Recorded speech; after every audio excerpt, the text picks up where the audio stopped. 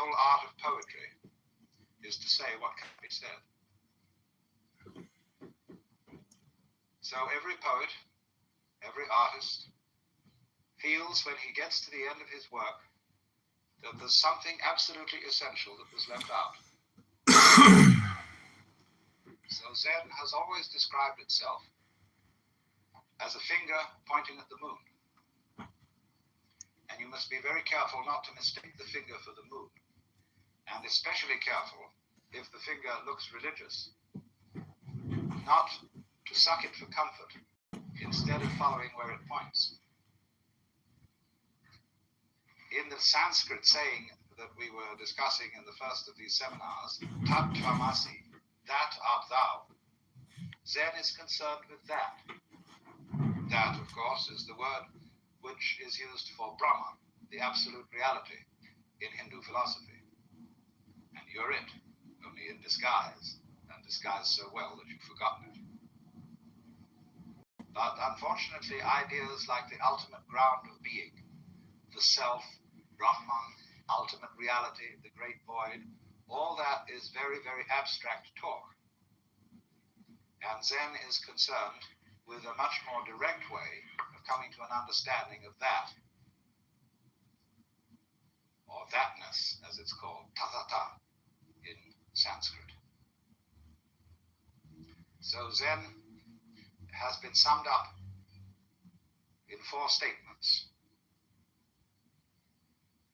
A direct transmission outside scriptures and apart from tradition.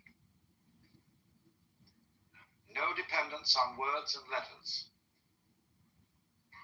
Direct pointing to the human mind. And seeing into one's own nature and becoming Buddha.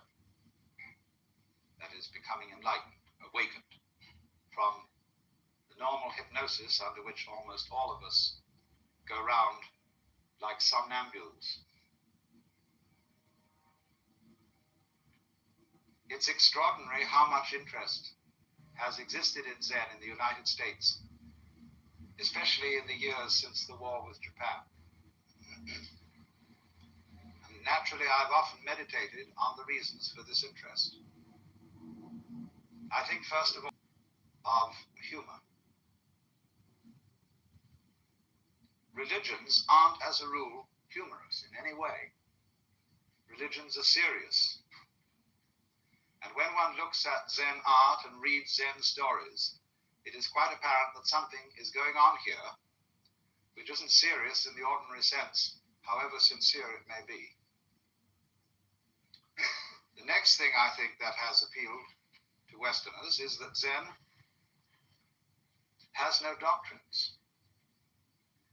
There is nothing you have to believe, and it doesn't moralize at you very much.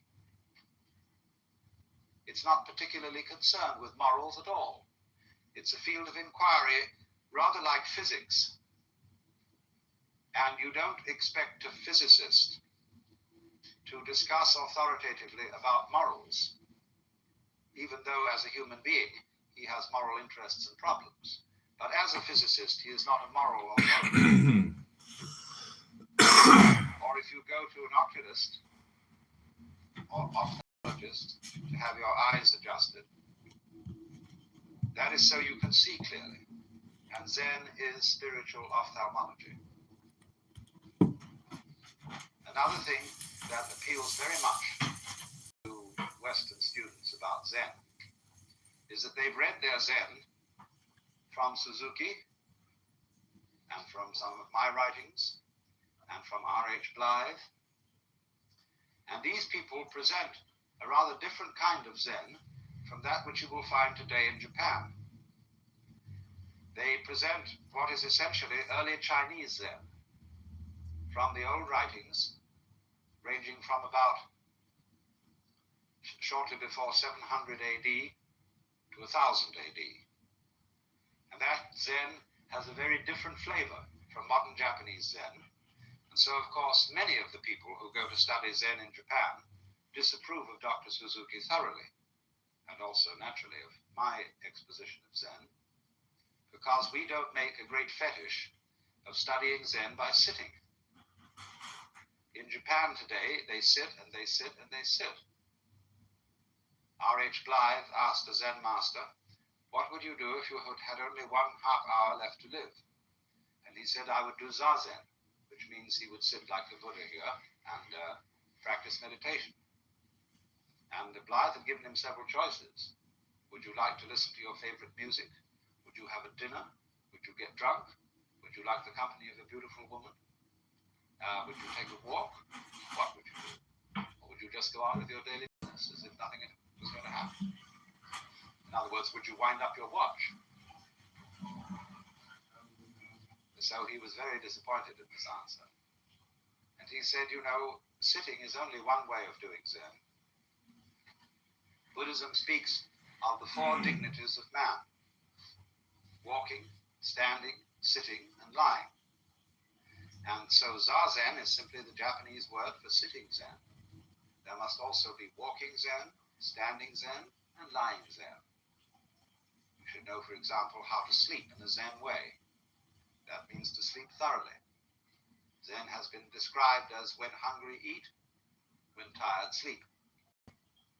And when the student got that description, he said, well, doesn't everybody do that? And the master said they don't. When hungry, they don't just eat, but think of 10,000 things. When tired, they don't just sleep, but dream innumerable dreams. So in a sense, this sounds like the old Western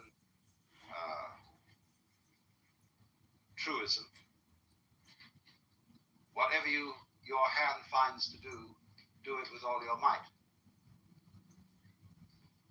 But that's not the same thing as Zen. A lot of people like to see if they could sum up Zen in that way. In the Latin motto of the school I used to go to in England, age dum agis, act when you act, or while you act. There's a famous story which beautifully illustrates the current relationships between East and West. Paul Reps, who wrote, or rather drew, a lovely book called Zen Telegrams, once asked a Zen master to sum up Buddhism in one phrase. And he said, don't act, but act. So Reps was simply delighted, because he thought the master had said, don't act, but act. And that, of course, would be the Taoist principle of Wu Wei, of action in the spirit of not being separate from the world, realizing so fully that you are the universe too, that your action on it is not an interference, but an expression of the totality. But the master's English was very bad indeed, and Paul Reps had misunderstood him. He said, don't act, bad act. And you know, that is the sort of attitude that all clergy develop over the centuries. You know how it is when you go to church. You do. So often the sermon boils down to, my dear people, you ought to be good. Everybody knows that. Hardly anybody knows how. Or even what good is.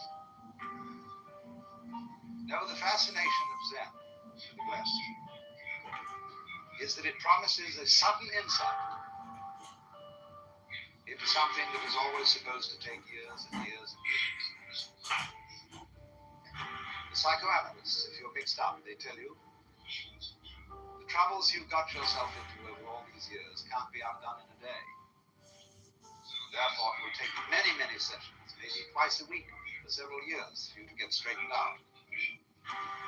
The Christians say that if you embark on a path of spiritual discipline, you get yourself a spiritual director and submit yourself to the will of God, but you may not get into the high states of contemplative prayer for very many years. The Hindus, the Vedanta Society people, Buddhists also say will require many long years of meditation, very hard concentration, very difficult practice, and stern discipline. Then maybe you will make enough progress in this life to become a monk in your next life. Then you'll make enough progress to enter some of the preliminary stages leading to Buddhism. But it's all likely to take you many, many incarnations. But when this artist Kasagawa was asked, how does one see into Zen? He said, it may take you 3 seconds. It may take you 30 years to be there. And so you see, there is always the possibility that it may take only 3 seconds. Zen literature abounds with stories, you see, in which there's a dialogue, or what is called in Japanese mondo, which means question-answer, between a Zen teacher and his student. And these dialogues are fascinatingly incomprehensible. But it always seems to be that at the end of this swift interchange, the student gets the point. Sometimes he doesn't. I gave a book of these dialogues once to a friend of mine who was deeply interested in Eastern philosophy. He said, I haven't understood a word of it, but it's cheered me up enormously.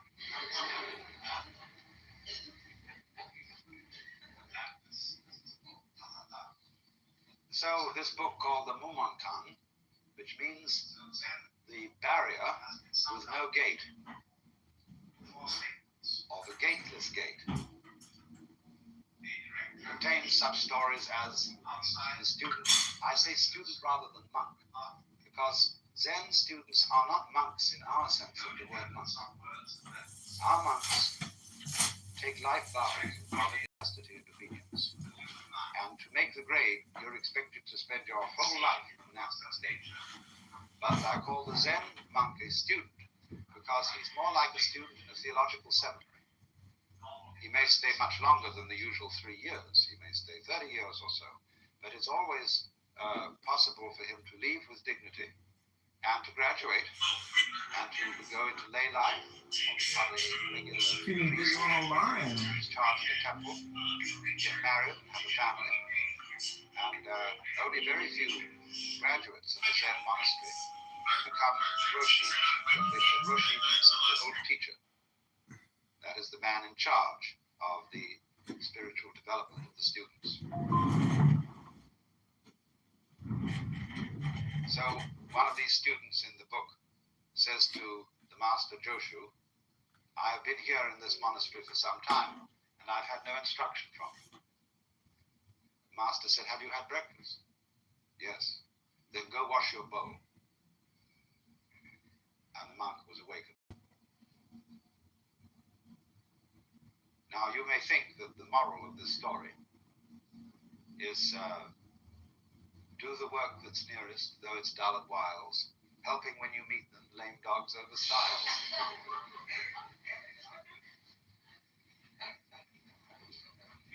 Or that the bowl might be a symbol of the great void, the all-containing universe. And probably the monk had washed it already because they immediately after eating in Japan and China, in a monastery, they would take tea and pour it into the bowl and swill it around, wash it and wipe it out. So oh, my kitty cat is here! In that case, you might think that the master was saying, don't gild the lily. Don't, to use a real nice Zen phrase, don't put legs on a snake. Don't put legs on the snake, kitty cat. No. The point of that story. Look at all the people following you. Ha!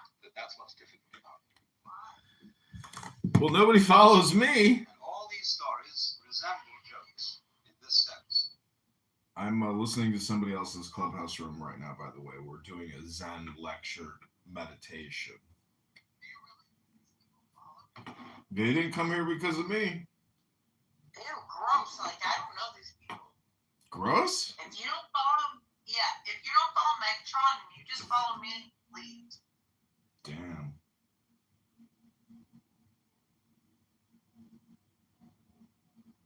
Well, PRMGW, you don't have anything to say. You wanted to come up. What do you have to say? And Shakuri down there. What? Good evening to everyone. Hello, hello. Yes, good evening to everyone. Mm-hmm. And what about that Shakuri down there? What's up with you, guy? You just follow me around or something? That's not It won't get cool. through, but not the tail.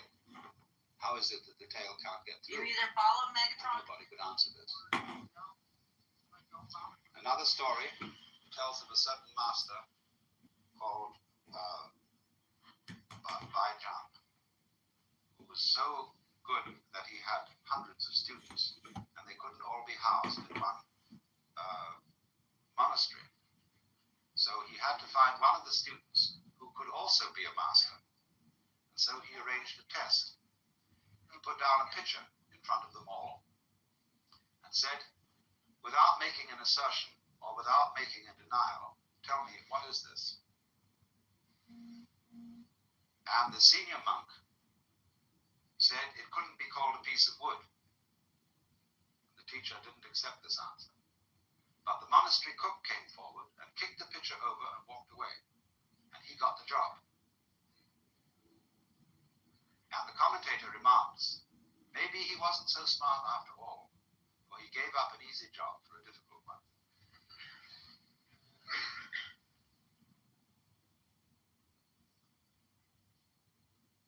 When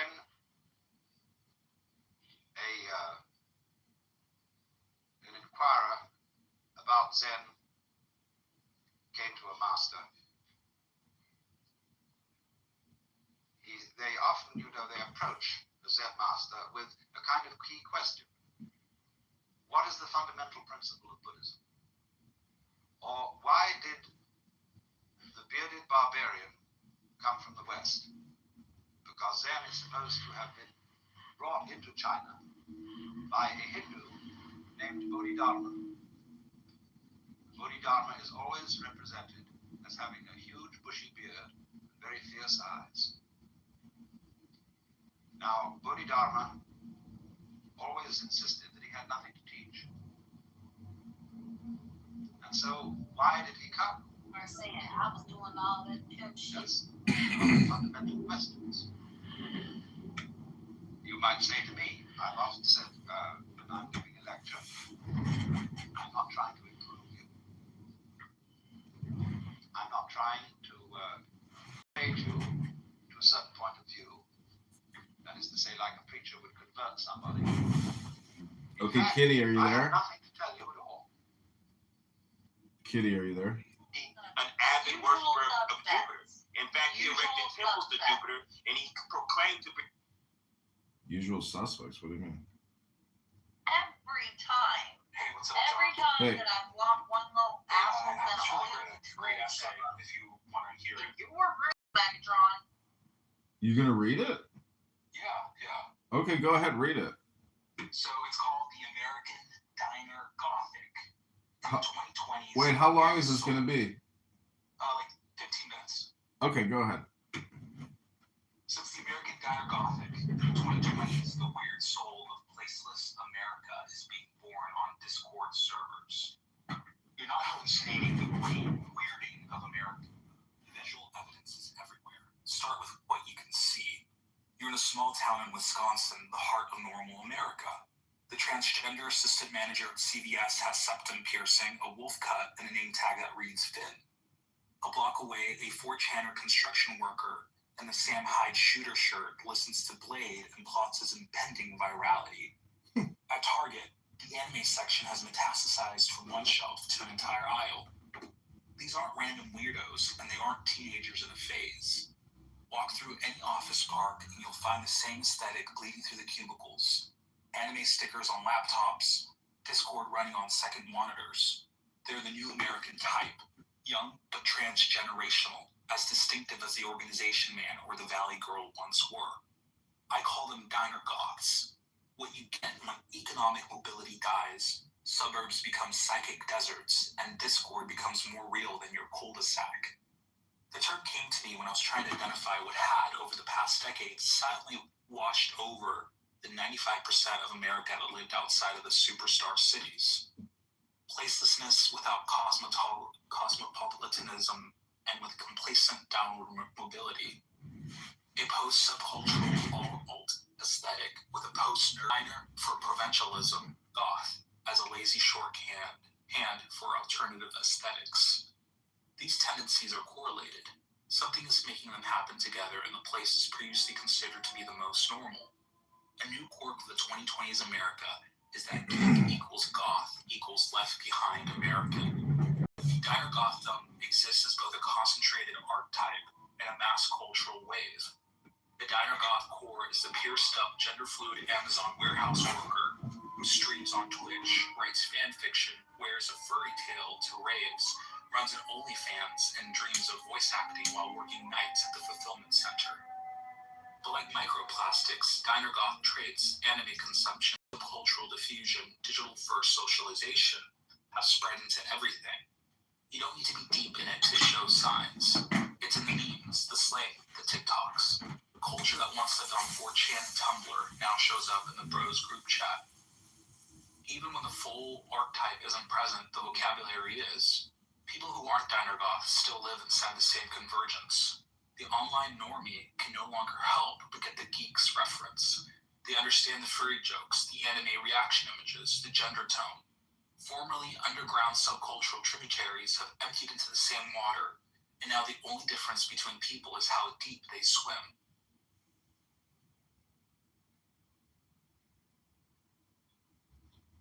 Why is this happening? The diner goth is made possible by two things: American stagnation and the breakdown of barriers. Economics tells the story. Roughly half of 18 to 29-year-olds now live with their parents, numbers not seen since the Great Depression. But what has recently changed is that nobody is ashamed. This isn't a temporary but embarrassing wait for recovery. It's the new normal. Gen Z home ownership sits well below that of prior generations. At age 27, only 33% of Zoomers own homes compared to 38% of Gen Xers and 41% of Boomers when they were the same age. Each generation slides further from the American dream, and they've stopped pretending to climb. 64% of Gen Z say they prioritize peace of mind over wealth accumulation. Of course they do. When a one-bedroom costs 70% of your income, when your student debt payments are higher than your parents' mortgage, when every job is temporarily permanent, what exactly are you supposed to accumulate? The economic race is over, and normal Americans lost. The diner goth looks at this and makes the only rational choice: stop trying to win. Meanwhile, the places they're stuck in are becoming indistinguishable. Regional culture is disappearing among American youth. Linguistic research provides the clearest evidence. The stark decline of the Texas accent among young people and of the northern cities' vowel shift around the Great Lakes. Everywhere you look, younger generations are dropping regional speech for the general American pronunciation. This trend of cultural flattening is particularly noteworthy because people are moving around less. In 2023, only 7.8% of Americans changed residence, the lowest rate ever recorded since the census began tracking mobility in 1948. Interstate moves, once a powerful homogenizing force, dwindled to just 1.4% of the population, about half of what it was 20 years ago. What we're seeing is the result of mass relocation, but something stranger: a cultural convergence happening in place. Provincial people are becoming more provincial while the provinces are losing their soul, and a new culture has flooded in from the internet. No single data point better illustrates the cultural movement of youth than this. 42% of Gen Z watches anime weekly compared to 25% of millennials. But only 25% of Gen Z follows NFL football compared to 44% of millennials. Anime has transformed from niche subculture to mainstream entertainment. The numbers are staggering. The fastest growing anime market in the world is North America, with an expected 16% annual growth rate by 2030. Crunchyroll, an anime streaming service, has an estimated 53 million North American viewers, while manga sales exploded up to 500% at some Barnes & Noble's locations in 2020. Major retailers like Walmart and Target now dedicate significant shelf space to anime merchandise, with the global anime merchandise market projected to reach $20 billion by 2032. Hot Topic, the emo apparel store in nearly every American mall, tells the story of geek and alt-fashion cultures collapsing into one. 3/4 of its products are licensed pop culture merchandise, including not just anime, but everything else for fandom and gamer types. We are in the early stages of a Cambrian explosion of novelty, and the most comfortable amidst it are the neurodivergents. 30% of adults under 30 identify as neurodivergent, while just 6% of those over 65 do. This is a mix between diagnostic improvement and a generation using medical language to describe their relationship to a fundamentally different world. When reality is 34 browser tabs, 3 Discord conversations, and a Twitch stream running in the background, ADHD is an adaptation. The geographic distribution of queerness defies every elite assumption. In 2022 study, rural Appalachian youth in a deep red Trump country reported transgender or non-binary identity at 7.2%, 4 times the 2017 national baseline of 1.8%. This inverts the adult pattern where cities are queerer than rural areas. No coastal elite indoctrination here. It's what happens when traditional life paths close up everywhere and the internet becomes the only space with options. The story tying together all the threads of this great weirding is the economic precarity. It creates alternative success metrics, which is why you don't easily find diner goth tendencies among the strivers in San Francisco and New York City. The new economic subject for the rest of America, online possibility, playing the internet lottery and trying to build a following for your stream. You can meet anyone online. You can join any community. You can create anything from anywhere and get cozy glory from it. The diner goth conditions not just the proliferation of anime or queerness or all aesthetics, but the creative empowerment of the masses. This is the story of the collapse of the middle class consensus. The story goes like this. The great stagnation desacralizes local America through the homogeneous efficiency machine of national private equity, and everything flattens. Gen Z's disinherited by boomer policy that culminates but never crests, rationing the good life and generational warfare. Regional accents and identities and cultures are vanishing. Liquid internet flows into this void as a mass vision event.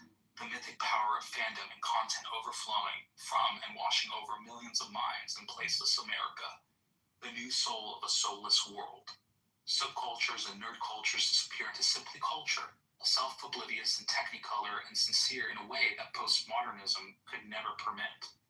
Instead, a riot of myth and meaning in the fandom noosphere that bootstraps itself from and then forgets the North American provinces.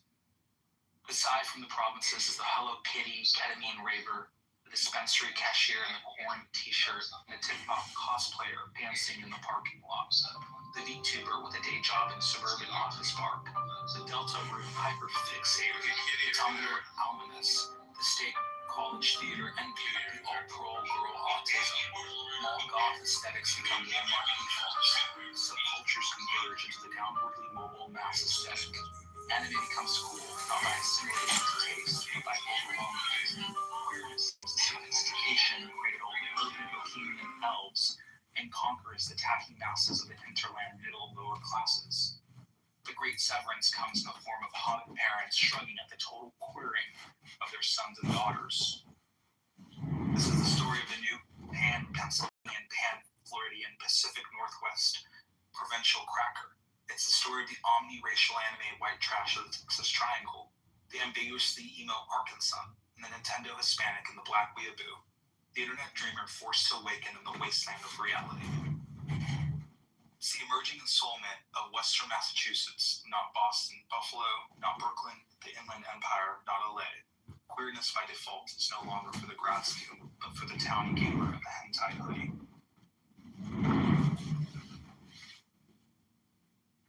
It's pretty good.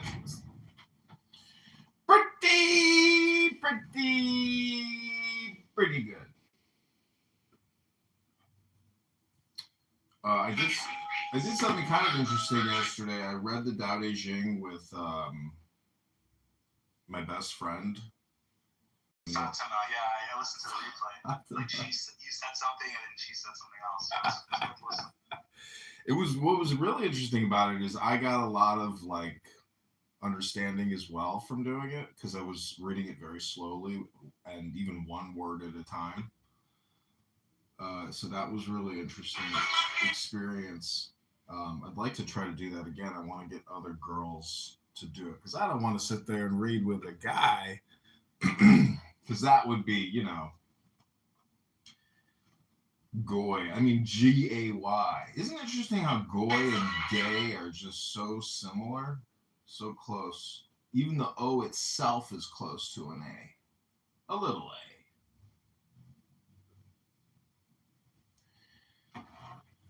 Oh, Miss B is here. B, have you been listening to Bima? That is a poor girl who needs to read. What happened with Bima? Nothing. She's just on here going on and on about the Jews and how they stole the Palestinians' land. It's interesting to hear about, you know, it used to be all like this right-wing anti-Semitism. Now it's like left-wing anti-Semitism that's happening. Mm-hmm. You hear that from all sides. You know what's funny is Pepe loves to claim he's far right, but actually he's far left. He's not actually. So it's so easy for someone to present as far right, but be far left and not even know it, or know it and just not care to talk about it. Because technically Pepe is extremely liberal. So we have like this admixture of far right components and far left components, which give us a far right, far left, or a far left, far right. You know, all this low IQ anti-Semitism is making me become a Judeophile. Yeah, some people become what is it, like English files, or what is it? What is the term? Do you think Fatima, she's Anglophile, I think, isn't it? yeah, Anglophiles? Anyways, what about Fatima? Do you think she's lesbian? I don't think so. Could be. It's, you know, women are just bisexual in general. Like 80% of women are just bisexuals. When are you building your great harem of women?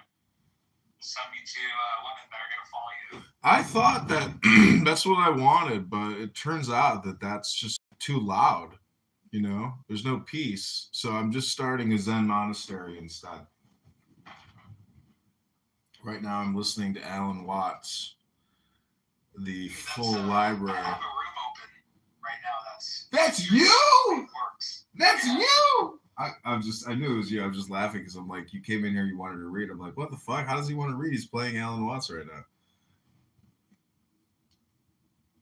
You know, it's a good essay about sort of describing how the internet is completely taken over, you know, most of America. You know, like it's being distilled and flowing through all its channels.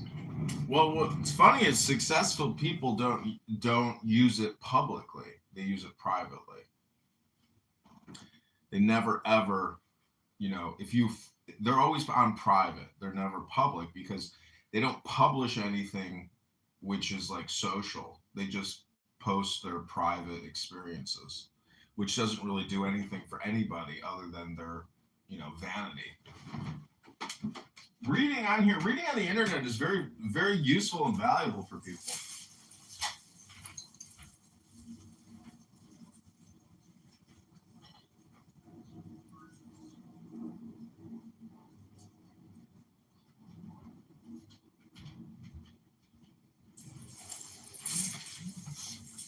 I bought a bunch of Alan Watts books, but when you read Alan Watts versus listening to him lecture, it's just not the same. It's not the same dopamine, but yeah, it's the cadence of his voice. He really knows how to be a wordsmith. Yeah, he does. He talked about R.H. Blythe. Have you ever read R.H. Blythe?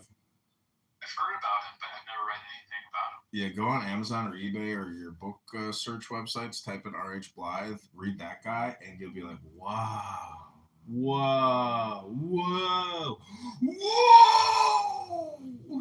He's a real Wordsworth. He talks about Wordsworth a lot. Right. He Huh? does haikus. Yeah, he does haikus, does haiku analysis. But it's really just like the first English Zen exploration and author. Apparently, he died young. He was like a prisoner of war, but he lived in Japan, I guess. Pre-exposure and pre World War II victories. So, anyways, his books are just like out of this world. I have many of his books, and every time I read it, I'm floored. Did you see that YouTuber that I sent to you who reads for like 11 hours straight? The Goblin? That's his. Yeah. It's crazy. It's amazing just to see. Like, he'd read for 11 hours straight from like 6 in the morning until like 10 or 11 in the evening. That's too much. I found like 2 hours a day is about as much as the human physical body can do. Like 2 hours every 12 hours. That's what I've found. After that, your tongue, things start like falling apart. It's like 600 people coming into his live streams almost every day. And then if he actually looked like a normal person, people would just quickly swipe away. But since he's so hideous and the super stimulus. It's so funny. Like, he needs a shower, dude. That cracked me up, man. That was hilarious. He's hideous. Hey, what's up, Abby? We were just talking about this other guy who kind of does what John does. He reads for like 11 hours straight. I'll post the link for his YouTube channel so you can check him out. Abby, why don't you come up here? I want to try to do an experiment with you. If you'll read something quickly, you don't have to read it. You just repeat back to me what I say. I did it with Fatima yesterday. You were there. What'd you think about that? Oh, she's outie. People keep talking about Abby's PTR. Like, have you seen Abby? Have you seen Abby? Let me send you the photo of Abby. I was like, please stop sending me a nightmare. I can't think about Abby's face before I go to sleep every night. It's like waking up in a Chernobyl nightmare. Some mutant freak that had her skin burned off by radiation, and a goblin emerged like one of those horrible creatures. You gotta think about that. It's a gremlin. She's a gremlin. Look at her PTR. She's so close with Pepe. You know, Pepe. It's so funny. I've been listening to so much Pepe. I actually had like a moment of terror the other day when Pepe's voice was like echoing through my head, and I was like, "Oh no, get out of my head!" He has like a baby voice, the way he talks. That's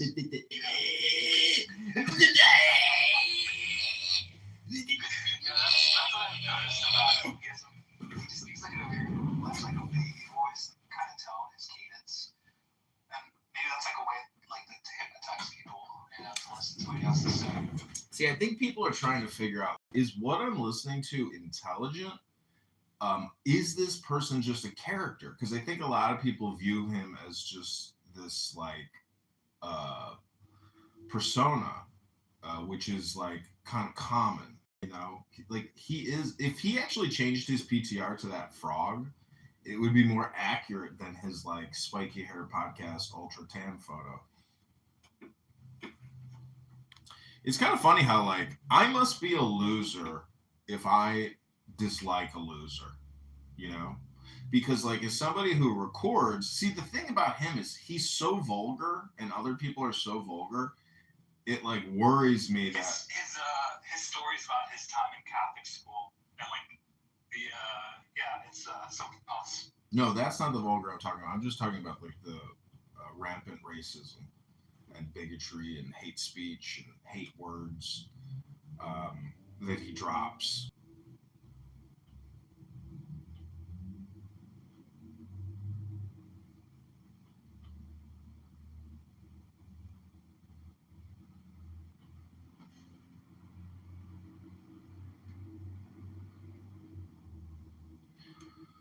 Okay, I'm gonna read something.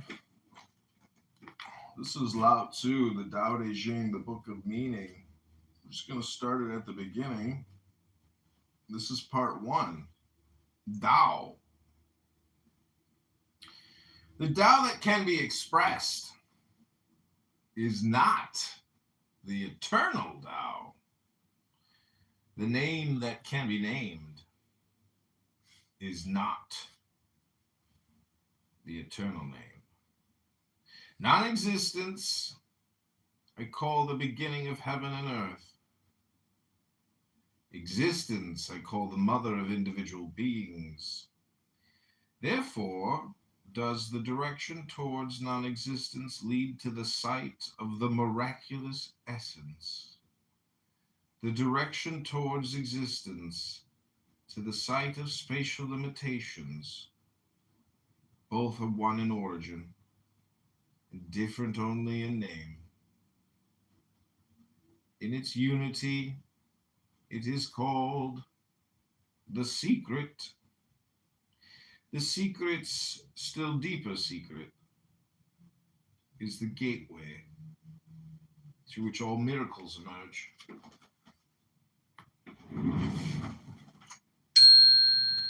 Easy for someone to present as far right, but be far left and not even know it, or know it and just not care to talk about it. I don't know if you're on TikTok, but I've been like putting up an insane amount of TikTok videos. They're just 10-minute live streams from my office. It's kind of funny. It's like live stream is pointless because you can just record yourself for 10-minute intervals endlessly. What's the point of actually like live streaming unless you're interacting with the person watching you? Otherwise, what's the difference? You know it's live. See, it's just like clubhouses. You know it's live. That's the only differentiator. It's hard to explain that one, but I'm just trying to get across that Clubhouse is actually like an audiobook, and it's unless you're interacting, it's just an audiobook, and you would be, in my opinion, retarded if you were to listen to Clubhouse as like your preferred audiobook. That would be retarded.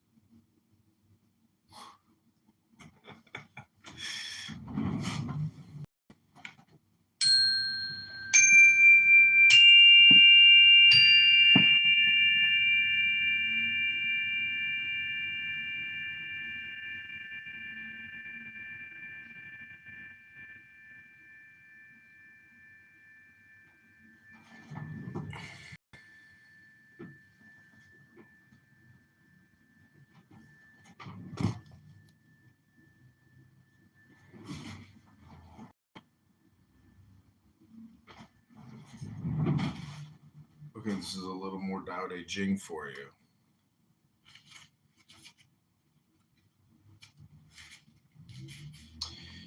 If all on earth acknowledge the beautiful as beautiful, then thereby the ugly is already posited. If all on earth acknowledge the good is good, then thereby is the good already posited. For existence and non-existence generate each other. Heavy and light complete each other. Long and short shape each other. High and deep shape each other. Convert each other. Before and after follow each other. Thus also is the man of calling. He dwells in effectiveness without action.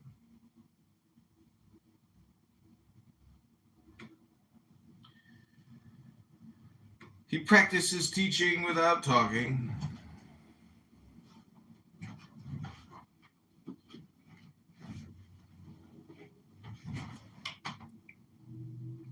All beings emerge, and he does not refuse himself to them.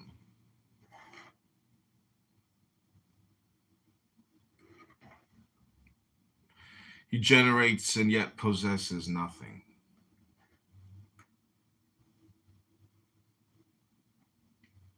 He is effective and keeps nothing.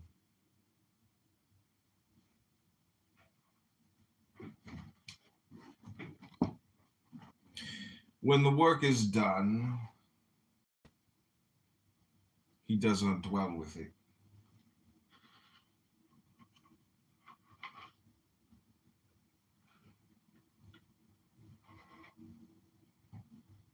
And just because he does not dwell, he remains undeserted. By not preferring the competent, one brings about that people do not quarrel. By not treasuring precious things, one brings about that people do not steal. By not displaying desirable things, one brings about that people's hearts are not confused. Therefore, the man of calling governs thus. He empties their hearts and fills their bellies. He weakens their will and strengthens their bones, brings about what the people remain without knowledge and without wishes. And he takes care that those who know dare not act. He does the non-doing, and thus everything falls into its place. Thou is forever flowing, and yet it never overflows in its effectiveness. It is an abyss like the ancestor of all things.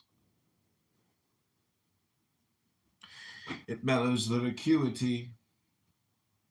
It dissolves their confusion. It mitigates their brightness. It unites itself with their dust. It is deep and yet as if real. Do not know whose son it is. It seems to be earlier than God. Heaven and earth are not benevolent. To them, men are like straw dogs, destined for sacrifice. The man of calling is not benevolent. To him, men are like straw dogs, destined for sacrifice. The space between heaven and earth is like a flute.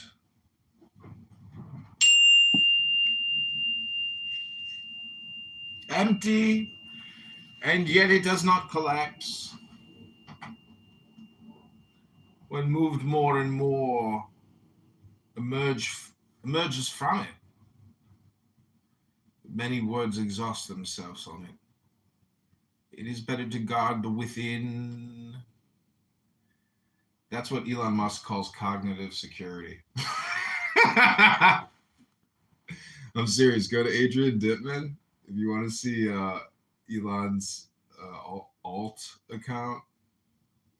He's always talking about cognitive security, which is basically control of his emotions. He hates being emotionally frictionized. It's all because he thinks there's this thing called cognitive security, which is just a concept. He's funny, but he takes himself so seriously that he becomes a joke himself. He's a joke. I think any man that plays video games, I think what I'm doing is technically a video game. I guess my complaint is I think I'm playing the better video game, but people won't recognize my video game. I'm doing like Zen YouTube, essentially.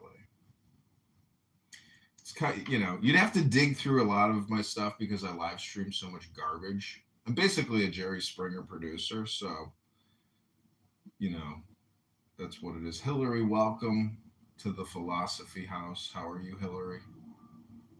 How you doing, my love? I'm good, my love. Just wanted to come in and see what we were philosophizing on today. Well, we're reading the Tao Te Ching by Lao Tzu. Oh, cool. Do you want to read it with me? I'll read, and then you just repeat after me. I think that might be super annoying to everyone else, so I'll listen to you read. Are you sure? I like your Let's voice. try it. No, magic happens when you do it. Takes two to tango. Ooh, where's my rose? All right, let's go. Okay, repeat after me. Repeat after me. The spirit of the valley never dies. The spirit of the valley never dies. It is called the female. It is called the female. The gateway The gateway of the dark female of the dark female. is called the root of heaven and earth. Is called the root of heaven and earth. Uninterrupted, Uninterrupted. as though persistent. As though persistent. It is effective, It is effective. without effort. Without effort. Heaven is eternal, Heaven is eternal. and earth lasting. And earth lasting. They are lasting They are lasting. and eternal, And eternal. because they do not live for themselves. Because they do not live for themselves. Therefore can they live forever. Therefore, can they live forever? I feel like we should put a game to it, like a certain name an accent or name a character. Thus also is the man of calling. Thus also is the man of calling. He disregards himself, He disregards himself, and his self is increased. and his self is increased. He gives himself away, He gives himself away, and his self is preserved. and his self is preserved. Is it not thus? Is it not thus? Because he desires nothing as his own? Because he desires something with a value. His own is completed, His own is completed. the highest benevolence The highest benevolence is like water. is like water.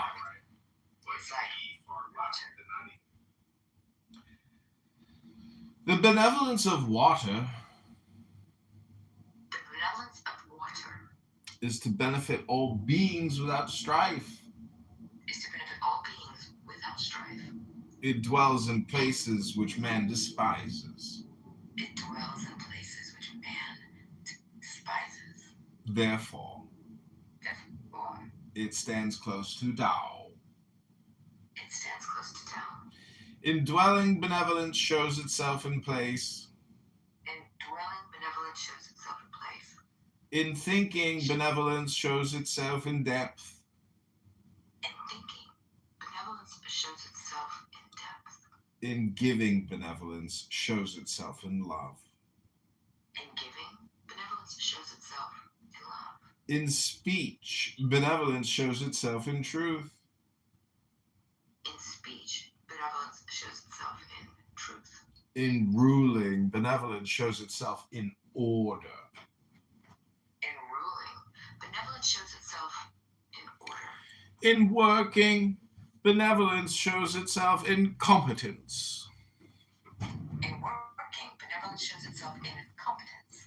In movement, benevolence shows itself in timing. In movement, benevolence shows itself in timing. He who does not assert himself thereby remains free of blame. He who does not assert himself, therefore, remains free of blame. To hold on to something To hold on to something, and thereby make it overflow. thereby make it overflow. This is not worthwhile. This is not worthwhile. To make use of something and still keep it sharp. To make use of something and still keep it sharp. This cannot be sustained for long. This cannot be sustained for long. A palace full of gold and diamonds. A palace full of gold and diamonds. Nobody can perfect. Nobody can perfect. Nobody can protect. Nobody can protect. To be rich and titled and arrogant into the bargain. To be rich, entitled, and arrogant into the bargain. This in itself attracts misfortune. This in itself attracts misfortune. When the work is done, it is time to withdraw. When the work is done, it is time to withdraw. This is the Tao of heaven. This is the Tao of heaven. Can you educate your soul so that it encompasses the one without dispersing itself? Can you? I'm all thought. I was looking at Nick's thing that upstairs. Can you educate your soul so that I will repeat the last one? I'm sorry. Can you educate your soul Can you educate your soul so that it encompasses the one so that it encompasses the one without dispersing itself? without dispersing itself? Can you make your strength unitary Can you make your strength unitary and achieve that softness and achieve that softness that makes you like a little child? that makes you like a little child? Can you cleanse your secret seeing Can you cleanse your secret seeing so that it becomes free of stain? so that it becomes free of stain? Can you love men and rule the state Can you love men and rule the state so that you remain without knowledge? so that you remain without knowledge? Can you, when the gates of heaven open and close, Can you, when the gates of heaven be like the open female, and close, bird? be like the female bird? Can you penetrate everything Can you penetrate everything with your inner clarity and purity with your inner clarity and purity without having need for action? without having need for action? Generating Generating and nourishing. and nourishing. Generating Generating and not possessing. and not possessing. Being effective Being effective and not retaining.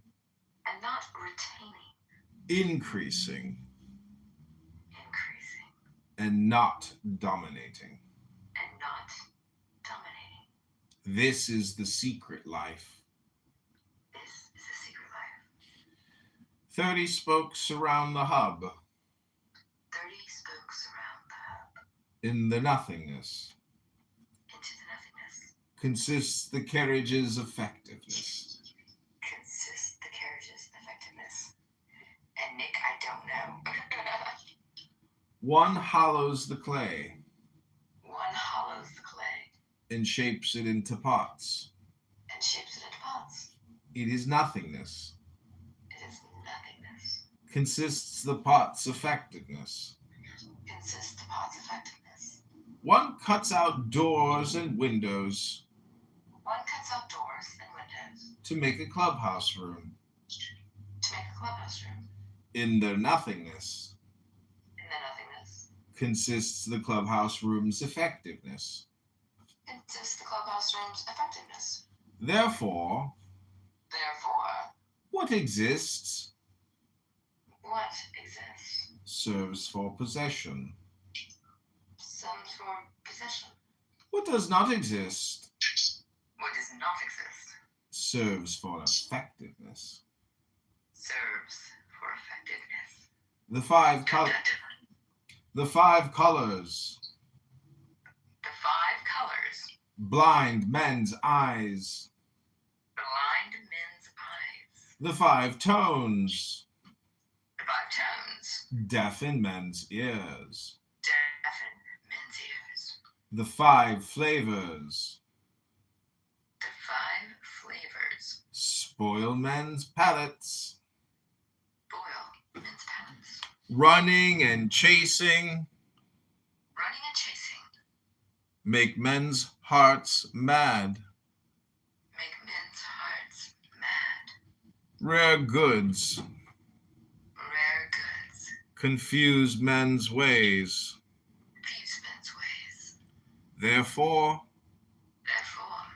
the man and woman of Clubhouse the man and woman of Clubhouse works for the body's needs, works for the body's needs, not for the eyes. not for the eyes. He removes the other He removes the other and takes this. and takes this. Grace Grace is as shameful as fright. is as shameful as fright. Honor Honor is a great evil, is a great evil, like the persona. like the persona. What does this mean? What does this mean? Grace is as shameful as a fright. Grace is as shameful as a fright. Grace is something inferior.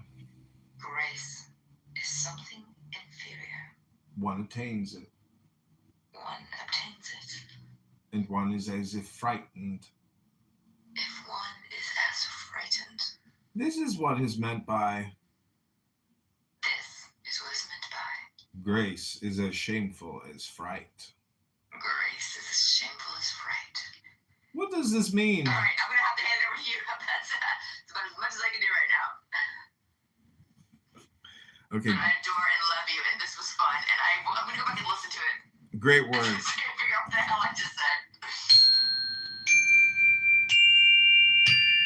All right, so I would encourage you to just take the deepest breath of the day. Hold it for 10 seconds.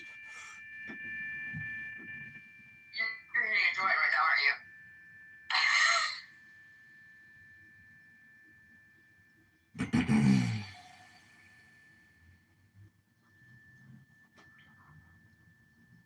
Great work, Hillary. You went a long time, but there was a moment where I was going to stop, but then I was like, yeah, we'll find out how long she can go. Well,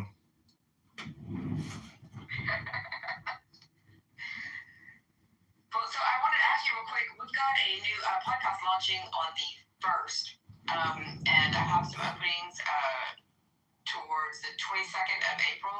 Is that going to be too late for you to come on to talk about your campaign? No, 22nd April is fine. Because the election is February next year, 27. Oh, okay, cool. Well, then I can have you on 2 more times then. Awesome. Is there anybody in Chicago that you? Because we're having 3 guests doing just kind of a roundtable discussion about just shit. But so is there anybody in Chicago that you would be interested in seeing on the show with you? Maybe my friend Jerry Max. Springer earlier, right? My friend Max probably would join us. I meant like celebrities or other politicians. Yeah, this guy's a My former. friends got like really good connections. This guy's a. I see what you're saying. I don't know. Anybody, any celebrity in Chicago would be cool. I mean, I just can't think of I one did off my the top of my internship head. at the Jenny Jones show there in Chicago. Jenny Jones. We were right across the hall from Jerry Springer. I saw a clip of a Jerry Springer episode the other day, and it was like 3 white kids, and this redheaded white girl was like, "We hate N-words, and we want them out of our community." Something like that. I was like, "What the fuck?" And it was titled "The Most Controversial Jerry Springer Episode of All Time." So I would love to see that full episode. Part of my job was to send faxes to clubs saying, do you have any family trauma or not trauma, we need to work about that, but do you have any family drama or, anything that would make a good story, any kind of abusive situations? I mean, it was really, really crass, but we sent it by fax to every strip club in America. And we asked them to put it up in their dressing rooms. Mm-hmm. And the calls that we would get from that were, and my job was basically, no matter what your story was, you could have no story. My job was to inflate whatever little grain of sand you gave me Mm-hmm. and to make it into, fit it into whatever category. And all you got in return for ruining your life on our show was a free trip to Chicago. Mm-hmm. We didn't even get you a good hotel. You stayed at the Days Inn. Damn. But we did take you to dinner. Oh, well, just one dinner? Yeah, one dinner, and it wasn't even good food. We took you to like Outback or some shit, and then we would bring you to where I used to work nights over at Excalibur. So we would bring you over to Excalibur and give you like a $20 drink, stipend, Mm-hmm. and hope that you were too hungover for the show the next day. Oh, wow. That's pretty cool, though. I mean, the thing is, though, like, at least you got that little clip, because the thing is, some of those people are probably trolls, like they know that they're being exploited, but they're just like. No, most of them. That's why I said all we needed was a grain of sand, just a little tiny grain of sand, and they'll basically tell you who you are. There are so many episodes that I was on, with some big, because I have one of those faces that I look like somebody so I can blend and morph a lot. And if you look at go through my Instagram, look at my pictures, it looks like a different person almost every time, because I have that look. And so they put me, I was a stripper, I was a geek to chic. They would always, stick as interns in different slots in there to just to hype up the crowd. Mm-hmm. So we were usually, the first act was real. The second act was usually, at a hired actor or a local or an intern. And then the closing act was always real. But we really inflated their stories. We booked their heads up a lot. God, it was evil work. Yeah, but for that free trip to Chicago. Like the 80s and 90s, television really was our internet at the time. It was like our collective consciousness put into art. Everyone was participating, but there was no feedback or cross communication. So the internet is really interesting. I think like we've perfected mind control, because technically television is like a mind control technology, and that one way mind control is now completely turned upside down. So people are now eating the roots, they're not eating the leaves. And I don't know, it's 2026. I would say by 2030 things start rapidly changing for, maybe for the better, maybe for the worse. It just depends on your position. You're right. Look at how much of our personalities was sculpted and molded by the shows that we watch. If you talk to anybody from Gen X, you can say little quips and phrases that will trigger instant nostalgia. Be like, oh wow, I like this person, I get this person. They both think, they also think that Smalls is killing me. I mean, so much of who we are was sculpted out and perfected by, news media, pop culture, things like that. Not news media, but like Nickelodeon and Disney and whatnot. And the way that they're able to control to this day who we are by things that we watched back then is mind-boggling. Well, I don't know if they control who we are. It's just like your total some conditioning. I mean, I watched so much television my whole life. I mean, Power Rangers, Nickelodeon, Scrooge, McDuck, DuckTales, like. That is, hold on, go into any club, anywhere, I don't care if you're in a library, and go, DuckTales. Ooh. See, boom, every Gen Xer there. You can pick out your own this way. You'll know who's cool in the room by who answers with ooh, because it's almost like the shaving a haircut. Like our generation cannot not say ooh. That's an interesting experiment. Walk into a room and just say DuckTales and see if you get a woo. That's funny.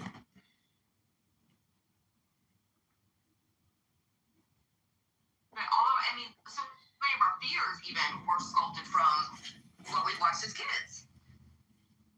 they're told is scary. Mm-hmm. Do you have any abnormal fears? Anything that's just like you shouldn't be afraid of as an adult, but you still kind of are? If I go into the basement and all the lights are turned off, I start like my first thought is, oh my God, what if there's like a monster or a ghost or a spirit, or what if there's somebody down there, like the terror. Like Chicago, something actually could be down there. what if I encounter something, like how will I respond? Will it be complete and utter terror? Because I'm sure it would have to be. I guess it depends on what you consider a monster. I mean, a spirit or a ghost or something like that, you're probably dealing with that all day, every day down there anyway. You just don't realize it. But depends on how you feel monster, a monster. I mean, I would imagine like some type of apparition, some type of like, spirit or something like that is trapped in the property. But it's all just, hocus pocus. It's all just like I'm trying to, in a way, it's probably my cognitive security saying, anticipate something potentially. What will you do? Will you fight or will you flight? And me, I would flight. That's what I would do. I would maybe strike, but then flight. I wouldn't stick around for a prolonged battle, if you know what I mean. I've learned the hard way that as tough as I am, my reaction is usually to scream really loud first, then swing. Like, I don't know why. My son will come scare me, like, hey, like right behind me, and he's like a little fucking ninja, man. And I scream every time, and I don't know when I started being a little pussy, but that's what I do now. If you jump scare me, I will scream. I did that to my mom when I was a kid, and she slugged me in the stomach, and I was like, oh, never do it. You had it coming.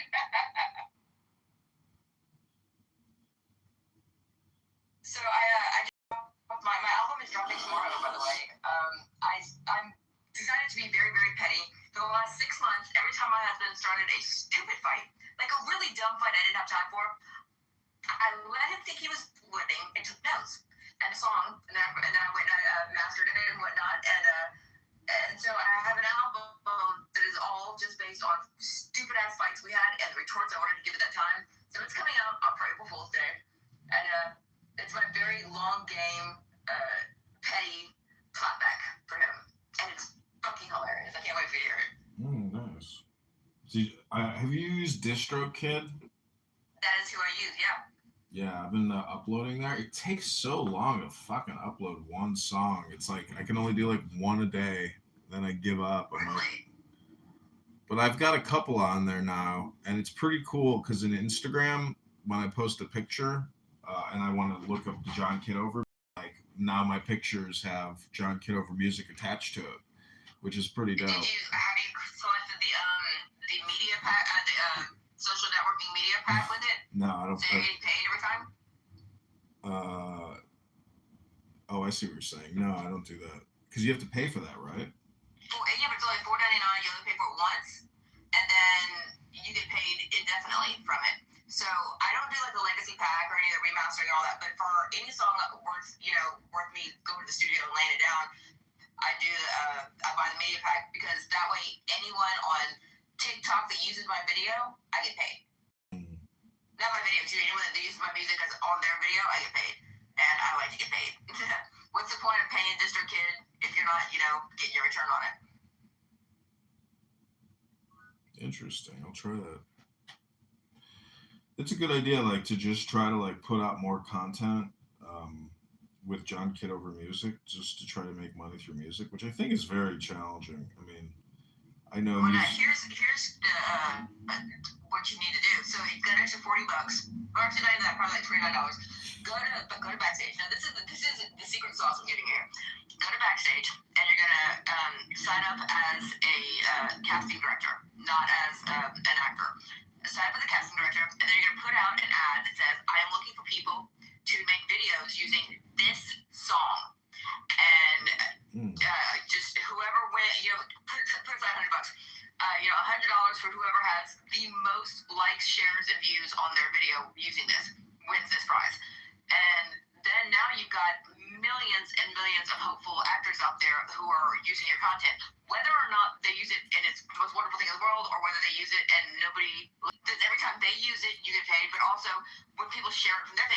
people use it because of that. Plus, all of the exposure you're getting there, boom, and it costs you almost nothing. And that's something that people like.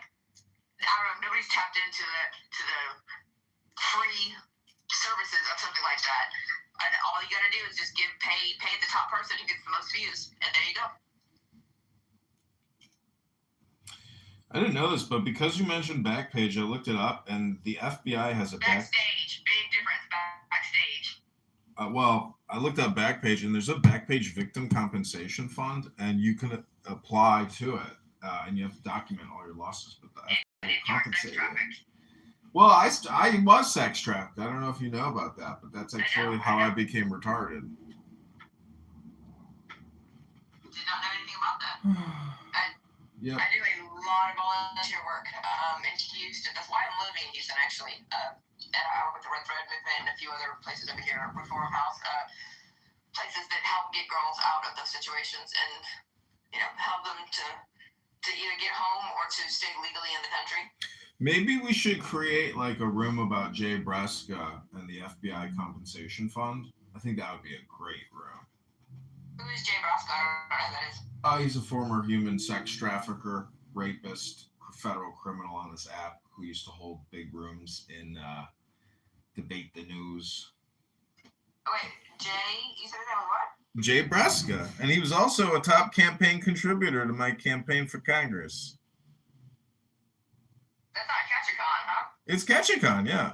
Okay. My name is Jay Breska. I'm the founder of Ketchicon. Let's catch a con. I'm a con. It takes a con to catch a con. Yeah, but I think he's come full circle from where he was. Not full circle because that would mean he started back over where he was. But no, I don't know. I know the guy and I like him and I think that he's a lot. He did what he did when he did it, and he's learned from what happened. And I mean, I personally believe that if you, because I was a criminal, I was a drug addict, I was a drug dealer, and I have got 17 years clean and sober now, and I wouldn't recognize myself. If I walked into a room and met myself from 1999, I would not know who the hell that person was. It's unrecognizable how far I've come from that point. So I think everyone deserves the opportunity to change, but if they don't, then fucking burn them at the stake.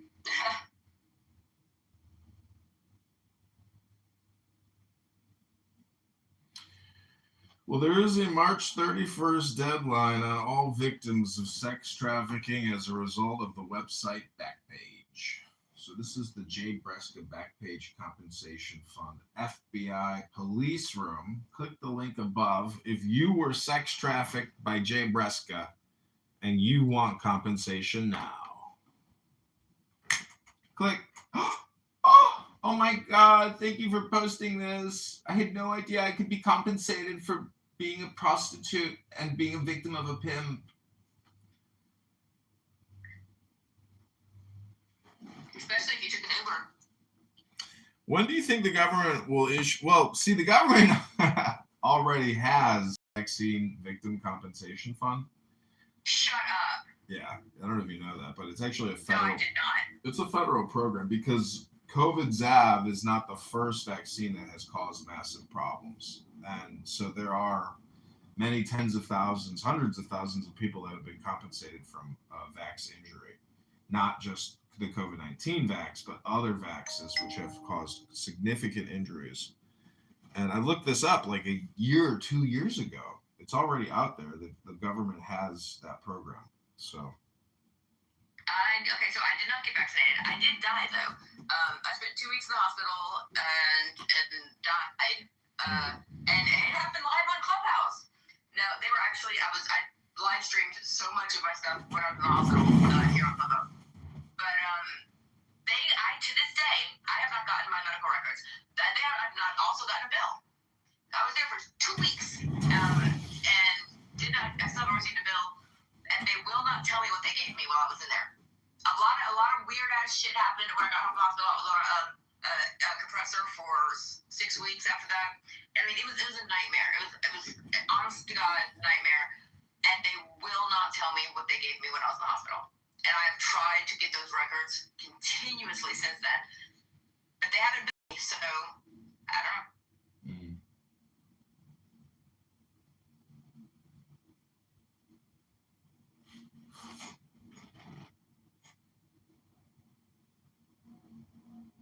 thing I want to deep dive on, and I would love your thoughts and opinions on it, is the troubled teen industry and the pop-up hospitals. You remember, if you don't get help in Cyprus, all right, if you don't get help in Charter, please get help somewhere. Those commercials. What up, Augustus?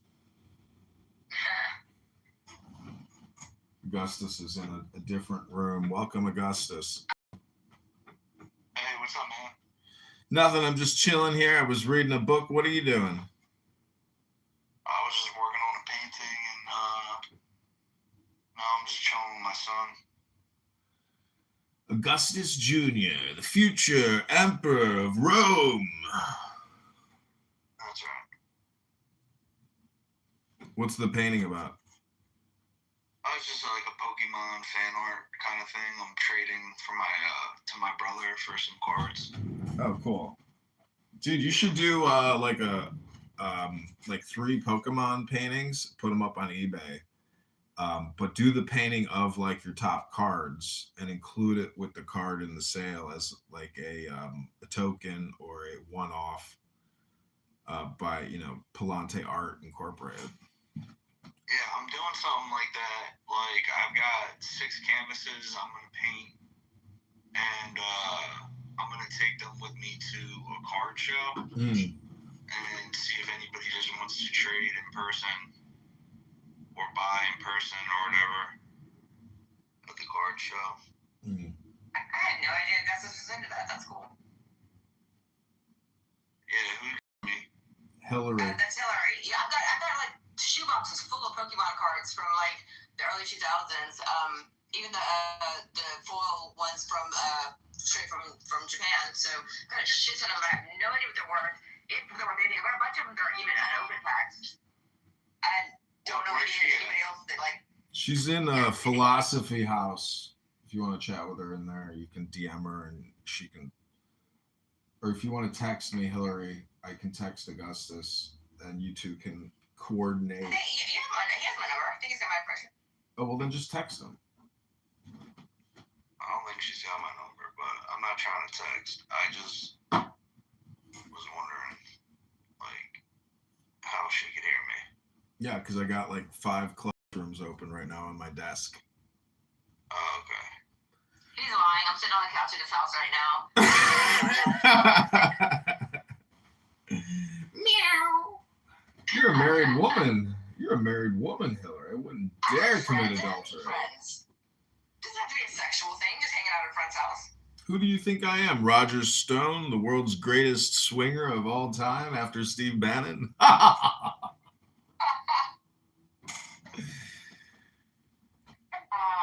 miss Roger. Is that a baby? Oh, you gotta hear. You want to hear my Babyface song from Suno? It is amazing. Yes, I do. I'll create a new one.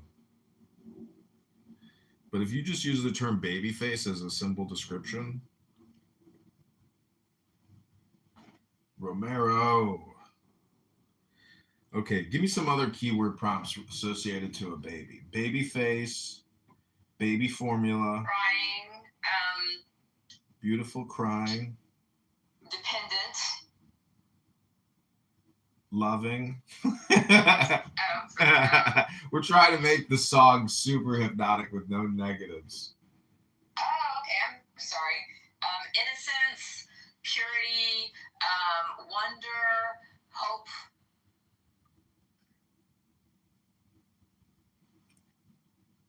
Okay, Potential. let's do soul, beat, and disco. No.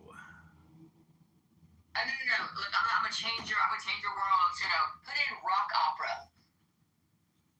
It's too late. This groove is on its way. Babyface, here it comes, baby. You said rock opera though? Oh yeah. Yeah, that is really good, isn't it? Okay, this is our song, Babyface Boogie.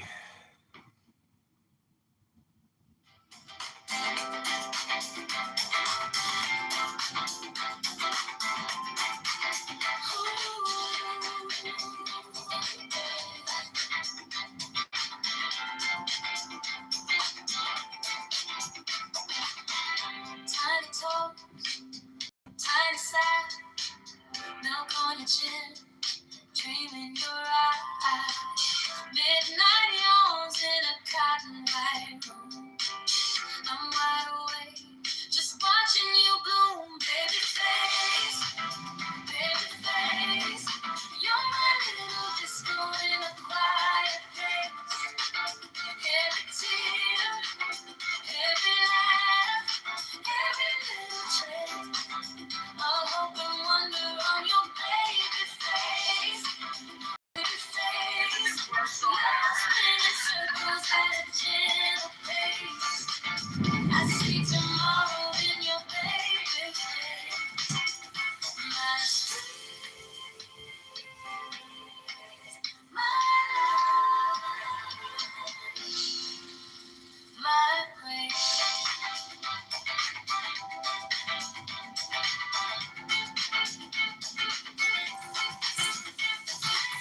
Cribs I dance in a oops I see.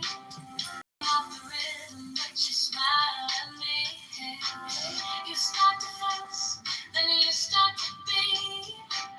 One tiny giggle turns the whole world clean. Baby face, baby face. You're my little disco in a quiet place. Every tear, every laugh, every little trace of hope and wonder on your baby face, baby face. Love spinning circles at a gentle pace.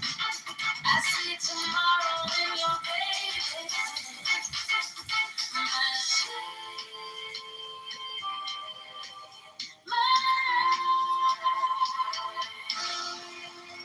my grace.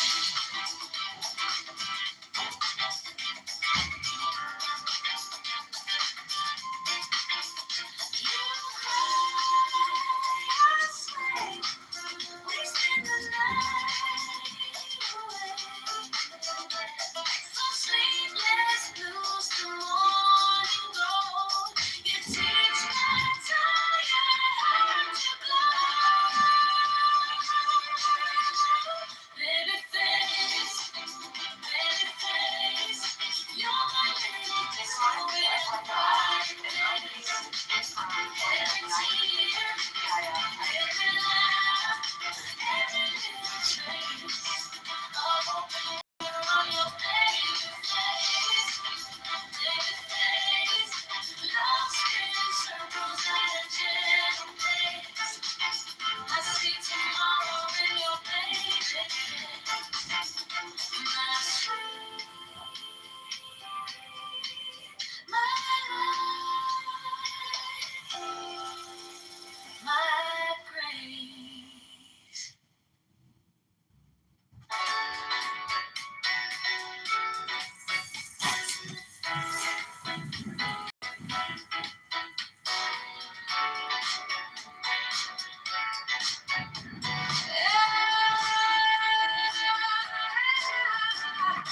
Tiny toes, tiny smiles, milk on your chin, dream in your eyes.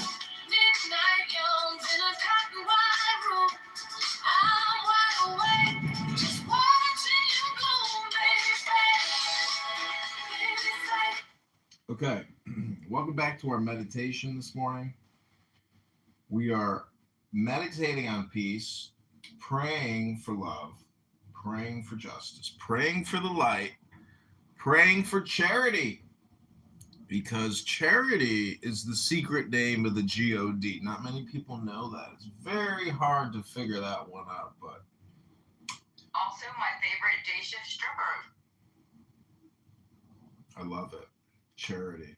Do you think I could be a successful trans stripper?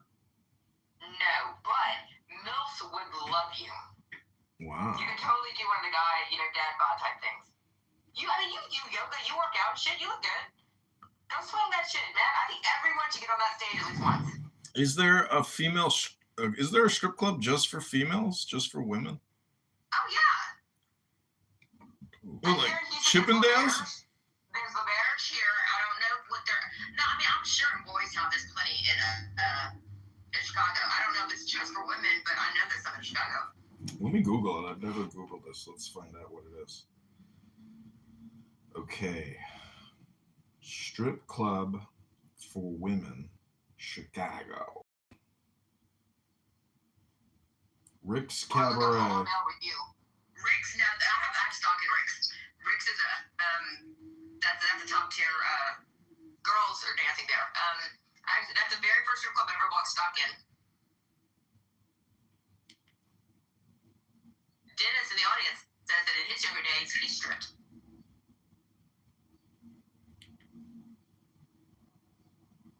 Scores. Bad Boys Live Mail Review. What the fuck? Ontario opens 7 p.m. Saturday. Okay, now Ontario, you're gonna make some money if you can cross the other border right there. Even if you go up to where is it? Shit, I can't think of it. Starts with a T. Big Toronto. Sorry, and Toronto has some clubs. Those girls there make $3,000 a night easy and don't barely have to do anything. Toronto is like a mecca for strippers.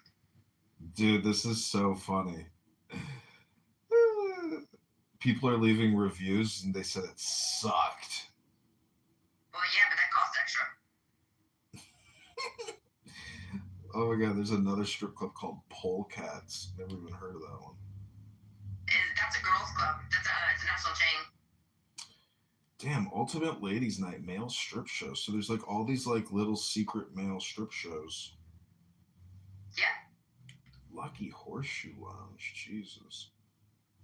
That's the one I thought it was. Dancers are so now I gotta ask sexy. you, if you got a chance to, have you heard my political rally song? No, you want to play it? Sure. Because I had it on YouTube and I've been promoting it. Let's see what you think. Wait, let me put it on music here. So basically, if you're a woman and you want to see a male strip club, you got to go to a gay bar. That's what it is. I didn't realize that because, you know. It's just a lot of fun to go and all men for once in a way that doesn't make them go, hey, baby, going home with you. You know, and those guys get downright dirty. They'll get off the stage, grind their sweaty, nasty ass all over you. Stop, don't touch me, please, you're sticky. But, yeah, from a distance, it's fun.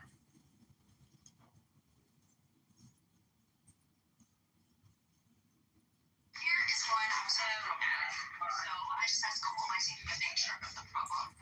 And all right, here we go. I am an American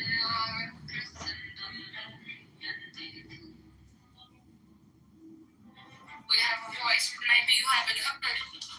So I'll say it louder. I'll put it in a song. Cause we got questions. We wanna know what you're building. We wanna know what's going on. We wanna know what happened during COVID. I told her now I'm vaccinated, the only one's feeling strong. Why did you tear down the White House? There ain't no ballroom. What you think we're done? All those tech giants that pay the way you think they care about a ballroom. How about a war room? How about a fallout? We don't want to hear that.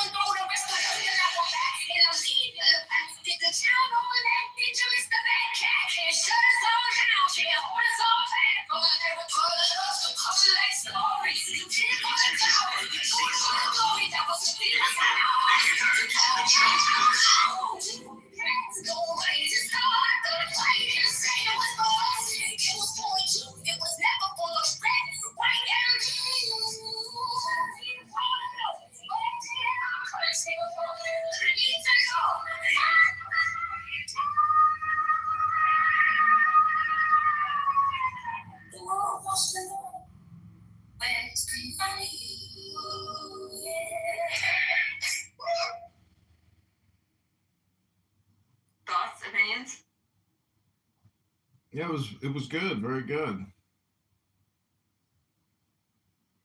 Well, thank you, thank you.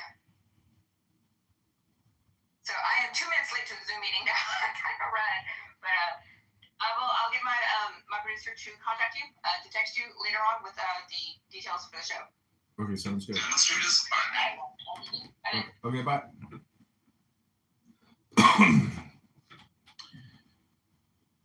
Love and our faith in God. The liberty we treasure, the community we share, the laws we respect, and the peace we pray to keep.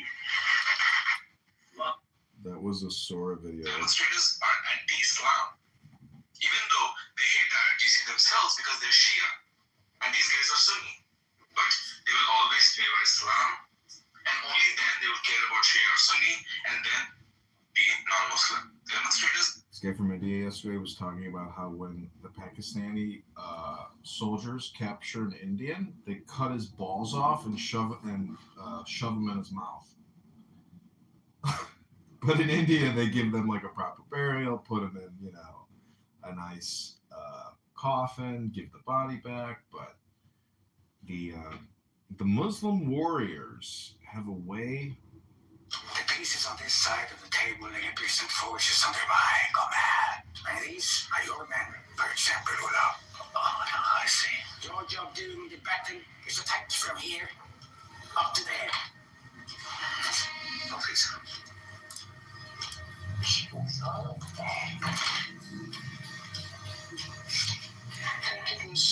Pretty much in this area.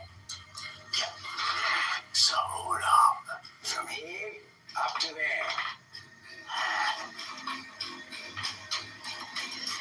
So Olaf, from here.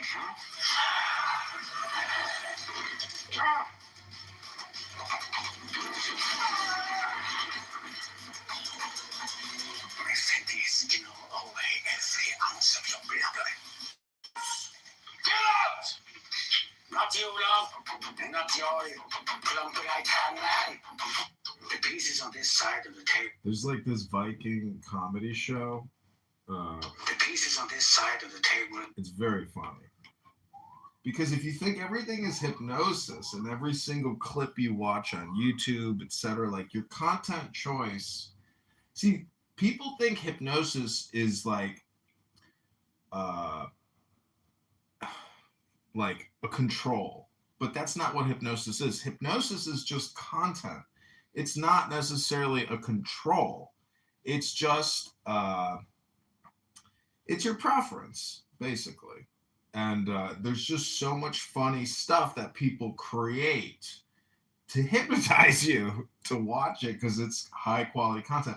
And the YouTube algorithm is so smart at delivering a visual to you that knows you'll want to click on it at a much higher level versus targeted content based on former watch history.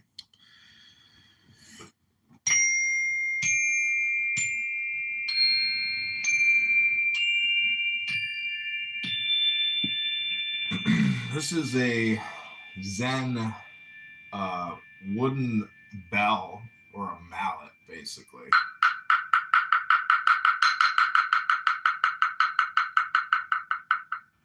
But you can use it for timing. So if you want to take the deepest breath of the day and hold it for 10 seconds, you can do that.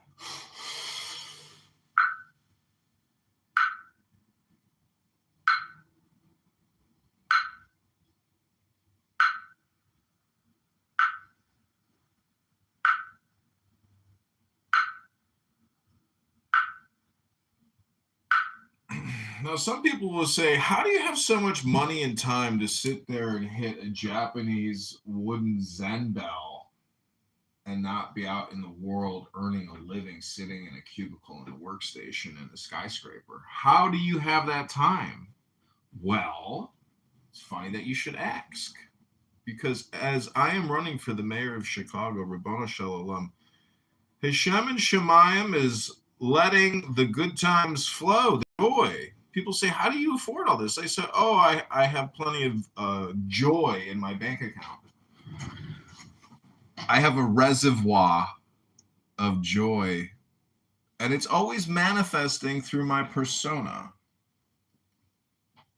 and my YouTube revenue stream. I've built a library, a perpetual catalog of John Kitover videos.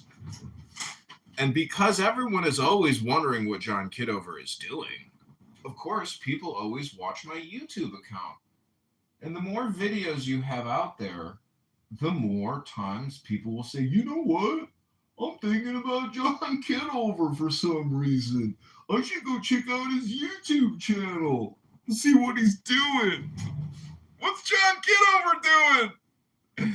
Listen, everything is comparative. If you're listening to this video and watching it and enjoying it, well, congratulations. I have successfully gotten you to watch me. But does that mean I psyoped you? No. Does that mean I hypnotized you? No.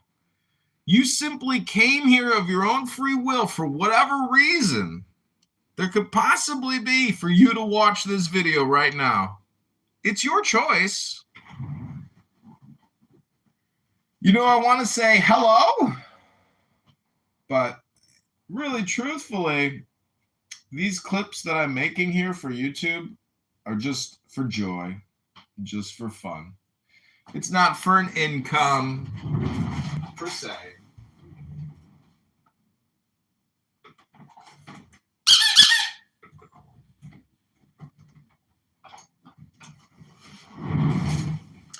I'd now like to play a little flute song dedicated to my friend Zen, to Alan Watts and R.H. Blythe.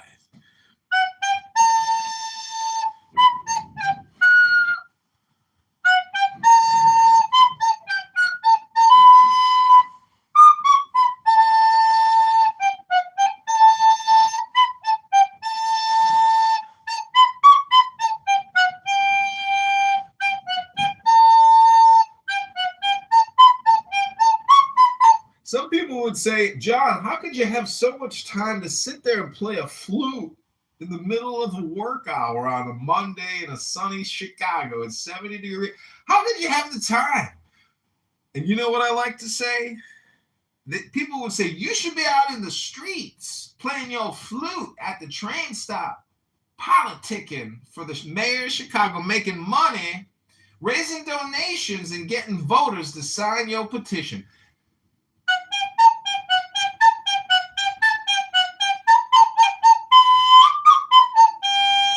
But I would just say that before I actually take this show on the road and we start campaigning in the streets to raise donations and get signatures on our petitions for the February 23rd, 2027 Chicago mayoral race, I think it's important that we put these videos out there on the internet so people all around the world can see the birth of a movement.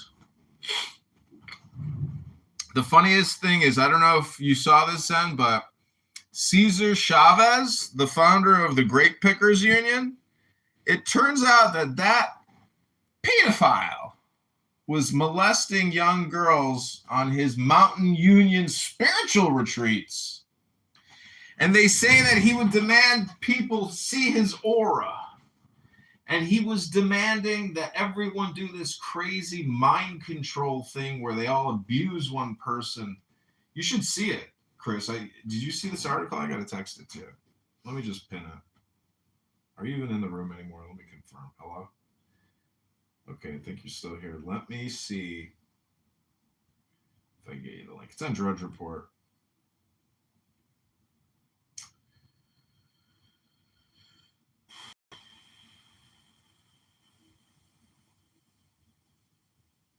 We probably did not want this article to be seen. But also the IRS is now using Palantir to make smarter auditing decisions, which is interesting. I'll post that link as well. But you got to check out the Cesar Chavez article, which condemns him and makes him into like a mental health psychopath because he was raping young girls, people in his union members. Chavez union scandal.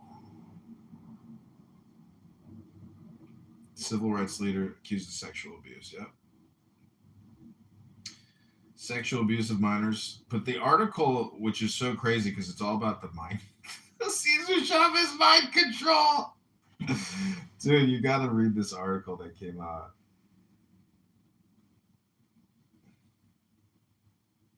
We need to do like a podcast just about Cesar Chavez because, like, even when I was a kid, they indoctrinated me into the Cesar Chavez cult. He fought the white racists. And meanwhile, he was the extremist, mind controller, sex abuser.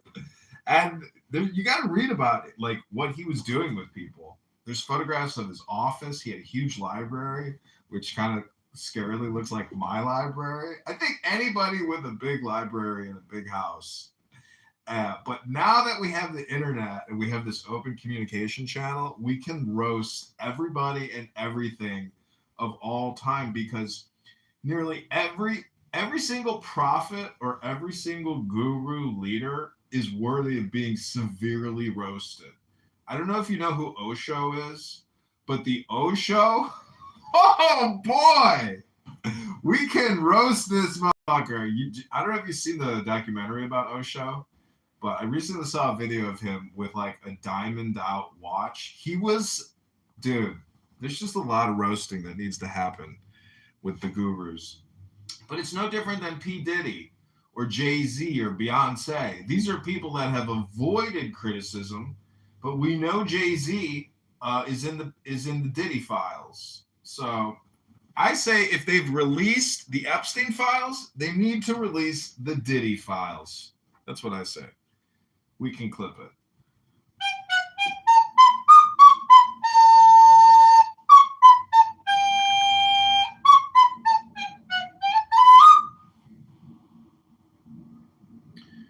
Vote John Kitover for Chicago Mayor. Go to ChicagoMayorVote.com right now. Or ChicagoMayoral.com. Or ChicagoMayorElection.com. Or JohnKitoverChicago.com. Those are all the domain names we have for the campaign at the moment. We are sharing videos on there. And so we've created a whole new batch of AI videos to communicate with the voters here in Chicago about the ever-rising property taxes, the water tax, the garbage tax, the sewer tax, the city vehicle sticker tax, the bag tax, the gas tax, the tax. There's a lot more taxes.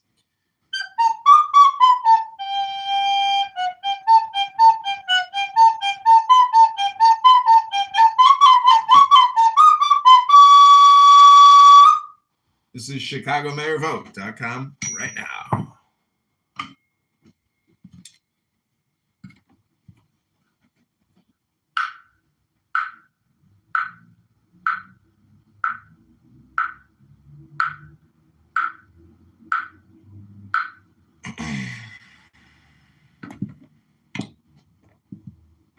All right, Rabboni Shalom. I want to thank everybody for coming here to my morning podcast. It is so beautiful outside. We are so excited to go outside and go exercise, to go for a run. Alan Watts makes fun of runners. He says all that clinking and clanking and jarring. He's like, if you run, you should run for the joy of running. And so yesterday when I was running, I was really trying to, I wasn't focused on how far I could run or how fast I could run, but how much joy I could experience as I was galloping and leaping like a horse.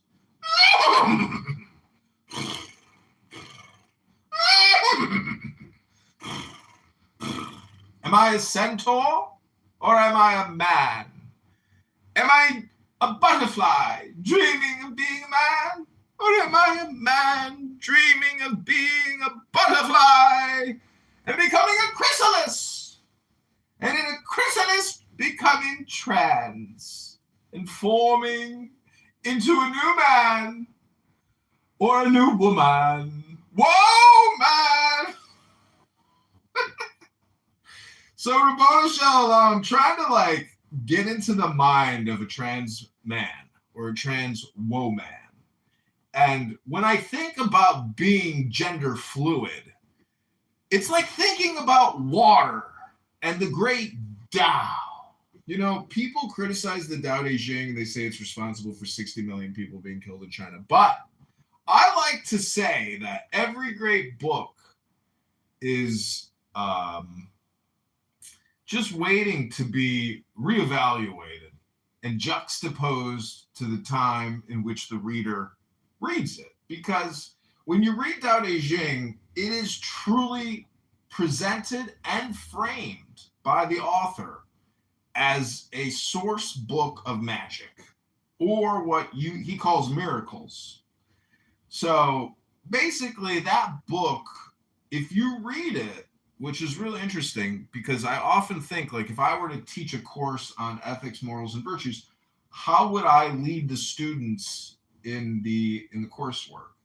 And so what's interesting is, if you have no character, if you have no persona, if you have no virtue, morals, ethics, if you're a terrible person, well, I can't think of any other greater way on how to transform yourself into the opposite of who you are than reading that great book, because, or Marcus Aurelius, or any other great book, because really, if you just read the book out loud and put it on YouTube, you have demonstrated, basically, you have now conditioned or projected the opposite of what's out there in a way. But because you read it, there's a good chance that you'll actually comprehend it. So the reason why I'm bringing this up is because you have now, over 2 days, watched me read Tao Te Ching with 2 women here on this app, word for word. And I got to say, I think for the people that I do the reading with, because they don't actually really read, and they've probably never read this book, nor will they ever read this book, that exercise alone focuses their mind on a very chaotic app. And this app is basically like a blender for the brain. But if you do one word at a time from a book with somebody, you can confirm that that person is in a way experiencing the book as you. And what's interesting is I read it with an inflection.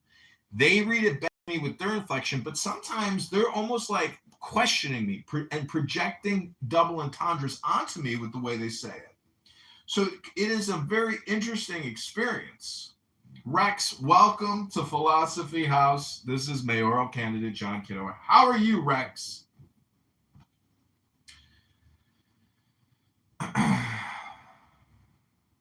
We're going to Shalom. So just in closing, I really like reading the Tao Te Ching with people like that. I've found that to be a very fun thing, because in a way, I'm like mind syncing with them, meaning that now I know this person because we have read a book together. Now, I often get that person, Hillary, confused with somebody else, Sullivana Bokenkamp or something on my YouTube channel, who leaves me huge messages on my YouTube live streams. And they are the craziest shit I've ever read. Like, Tony's going to the grocery store and they didn't have any OJ, so instead he got cookies. Then my son Tommy got upset and got a wart on his foot. Then he ate a frog and slipped and went down a water slide. I'm like, what is all this fucking schizo fucking bullshit you're writing in my YouTube channel? You think I'm gonna, but sometimes I read it because I'm like, who the fuck would, this isn't a bot. So this is a real human being sending me all kinds of weird messages. Weird. And I kind of, told that person, they wrote on the YouTube, like, Lord save me, rebuke John Kitover. May I never come back to his fucking YouTube channel again, because, why do I keep coming back and watching John Kitover? That to me was like really funny.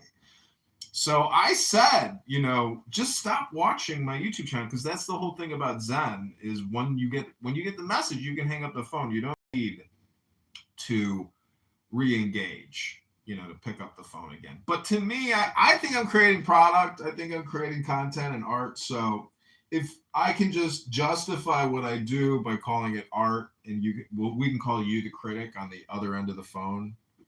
But if you compliment my art, well, even if you lie to me, just lie to me. Why not? Like, I lie to people all the time about their art. You just heard Hillary's amazing song about something. I mean, I listened to it, but I say it was great just because what's the point of telling somebody it sucked? And it didn't really suck, But let's be honest, if we got Hillary on Suno, I bet you she could make some amazing AI music, because it's her music. She created it, but she did it with the assist of AI. And you know what? The AI music is 100% going to be better than her music. And so we have to get her to trans, which just means try. Try. That's what I say. People are often confused about this Trinity. And I just say, try it. It's basically Sam I Am. And we read Sam I Am. To me, that is really funny, is when you scream, who ate green eggs and ham at somebody on this app, because they don't want to give you the time to read a book. And so you just start screaming green eggs and ham at them. That to me is like, they don't get the joke in that. That to me is, I think, probably one of the funniest things you could do on this app. And it probably works in other settings, obviously. I can imagine bringing green eggs and ham with you to like some speech that the president was giving. And you just started screaming green eggs and ham. Try it. Give peace a try. It would cause a new mind virus throughout the national consciousness. You see what I'm saying? That's why they have to be very careful about what gets out in terms of like a troll. See, a troll. Maybe I'm wrong. Maybe they're like started more under this. I don't know. See what I'm saying, Chris? That would be like a good mind virus viral video, like a troll. We need to launch a national viral troll video that gets out. Somebody got roasted. Somebody got trolled. The universities, they are religion universities where these mullahs are living and trained there. And this is how you win. When they are... Hold on. So let me ask you a question, Buzz. So you're saying attack the religion, and that's how you'll win? Yeah, because I just want to be clear. These guys are just like... So we're back at the same stage where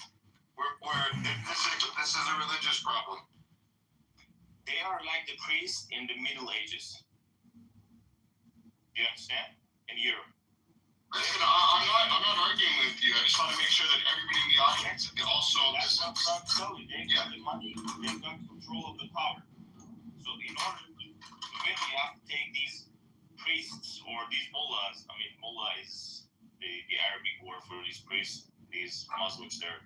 You have to take them out because they have separated Iran into many parts and many small cities, like counts and lores in the medieval time. And they are reigning and controlling these parts. If they're gone, the people are going to be free to come out and fight them.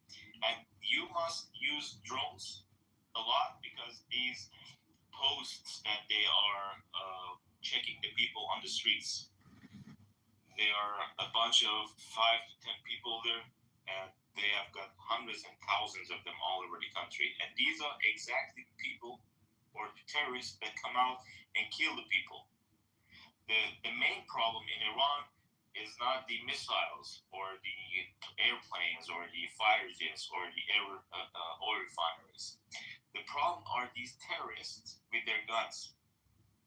They are the obstacle between Iran being free and not free. And that's where you should concentrate and focus, which you're not.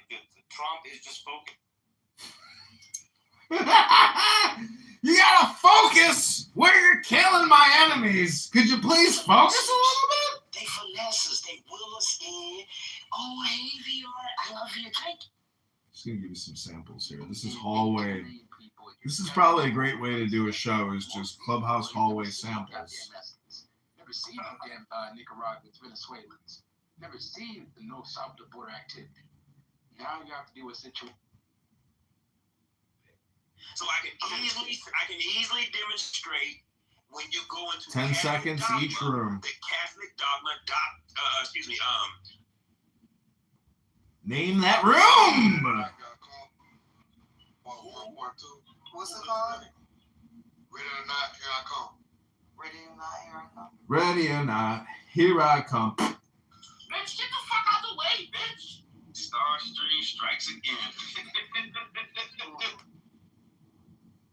like wake up in the middle of the night, like no. Psychological warfare. Yeah, Name that room. On your pet. How the hell did all of y'all get beans?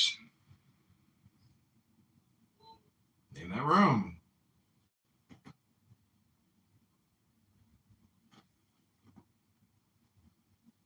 There you go. Let me explain what is. She couldn't understand that. Okay, so let me explain, Corey, why. Name that room. Bothers me, like not being a wife and not finding someone who is safe for the children or. Name that room. I peeked out for something from like on my what is that? The PDF thing, the archives or something. Name that room. They live off that. They have no other alternatives. Remember, you didn't answer. I bypassed that because it wasn't relevant to my question. My question to you was not relevant to your question. Yeah, but the hypothetical. That's why I asked it. No, if these Palestinian children were a different species than if the Israelis wanted to eat them, you're saying? Yeah, basically, if they look just like the regular Palestinian children you see on TikTok or on social media, but we find like they're not the same species as us. Would it be okay to eat them? Genocide. Probably not. No. Probably not. But that's because they are the Palestinian children. No. Let's say hypothetically, this will just change like overnight. In this hypothetical world, for whatever reason, like they're not the same species. Like they were birthed. I mean, we can even change it up to just say Palestinians per simplicity. Like maybe that'll help you out. So let's just. Okay, change the title of this room to Cesar Chavez, pedo, rapist, union prophet, psychopath, liberal.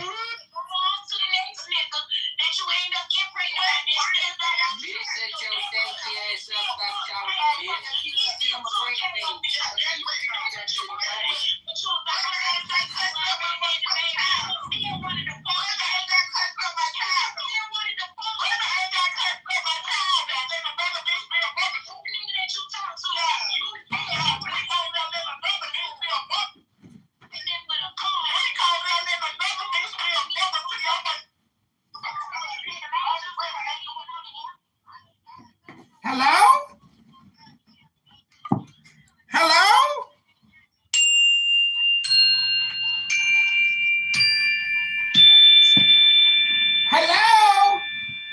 Oh, they kicked me. Okay, so we're going to live stream in from an anonymous account. And I hope you enjoy this sample of Name That Room. This is the raw, unfiltered Clubhouse without any blocks, because I'm the most blocked person on Clownhouse. That makes me the god, king, and master of a digital realm or a parallel society known as Clownhouse.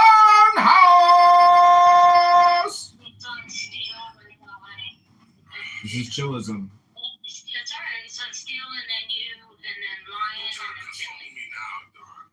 After you didn't let Norm fuck up the whole room. Oh, be nice. Jessica, let me handle this. For one thing before you yield the rest of my time to the good Christian brother here, Congressman. First of all, it's Dr. Singer. I'd like to go in the queue, actually. No, it's okay. He's not even You're request in the chat from now on, okay? Brother Steele, I appreciate that. Elmo? This is President Trump. Oh, sorry. You know where it is, right? The voice control when you go to. Yes. Yeah. Okay. Yeah, a lot of background noises. What did you say? I didn't hear you. He's like, Ocean, translate what I'm asking, and it's simple. Just prove the facts. I don't see what you're talking about. Okay, this is politically correct. The idea that the dollar dominance is in any way connected with the U.S. hegemony is also an open question. There are so many assumptions. There's like 100 people in there. Period. This is neoliberal. Equivalent of listening for 50 minutes of an AI, geopolitics, AI slope video. There are Okay, we've gotten into the coolest room on Clown House now. The Cesar Chavez, pedo, rapist, union prophet, psychopath, liberal room. You could say this room. See, I don't know if Cesar Chavez was a bisexual or not. We're going to try to figure out a couple different things about Cesar Chavez today because the article that I read was so disturbing. And it was so disturbing in the sense that I've read of many, and I've seen many cults essentially do the same thing, where the cult leader becomes so holy that his sexual union, even with union members, is covered up, or it is even provided for the needs of the master of the union, which is Cesar Chavez, the great picker union organizer who was so famous, so well known, but now his reputation is crumbling down as victims come out and speak. Truly shocking. The mind control techniques, the brainwashing, the sexual abuse, the ruthless profiteering, the propaganda, the media, the videos, the television interviews, all the Cesar Chavez videos are being analyzed now, trying to find out, did Cesar Chavez have more aura than Donald Trump and Jeffrey Epstein? Is Cesar Chavez the biggest and greatest fraud of the 21st century? Just who and what is Cesar Chavez all about? Hello? Throughout the 40s up until 48, right, which is when they had their Declaration of Independence, right? That's a separation. So, yeah, they've been killing and grabbing for quite a long time, and it kind of culminates in what is called the Nakba, right? That's when Honey, I know. I know. It's called seasoning an account. I got it. But I'm past seasoning accounts. There's no reason, because with Anon, you can mass live stream rooms. I've already set up recording studios. I've stopped doing it for momentarily because it's a lot of work. But basically, honey, you're spinning your wheels because technically people are just patterns, and nobody on this app has ever changed their pattern, which you would have to read a book to change a pattern here. And so people are just ruthless. What is it? Sadomasochists? Yeah. They're just ruthless sadists who are unwilling to do any type of education. I'm trying to learn here. You're interrupting me. You know how much wasted communication there is on Clubhouse? It's crazy. You're interrupting me. I'd like to get my point out. You're stopping me from getting my point out. It's just so crazy, all the wasted words we use. Ooh, I didn't mean to follow. I don't want to follow. See, when you're talking about seasoning an account, Instagram is kind of the same thing, because if you go overboard in using Instagram, they will just delete your account. You'll never get it back again. So you have to delicately post, like 3 posts here, 3 posts there. You know, don't go crazy on the clicking like I'm doing right now.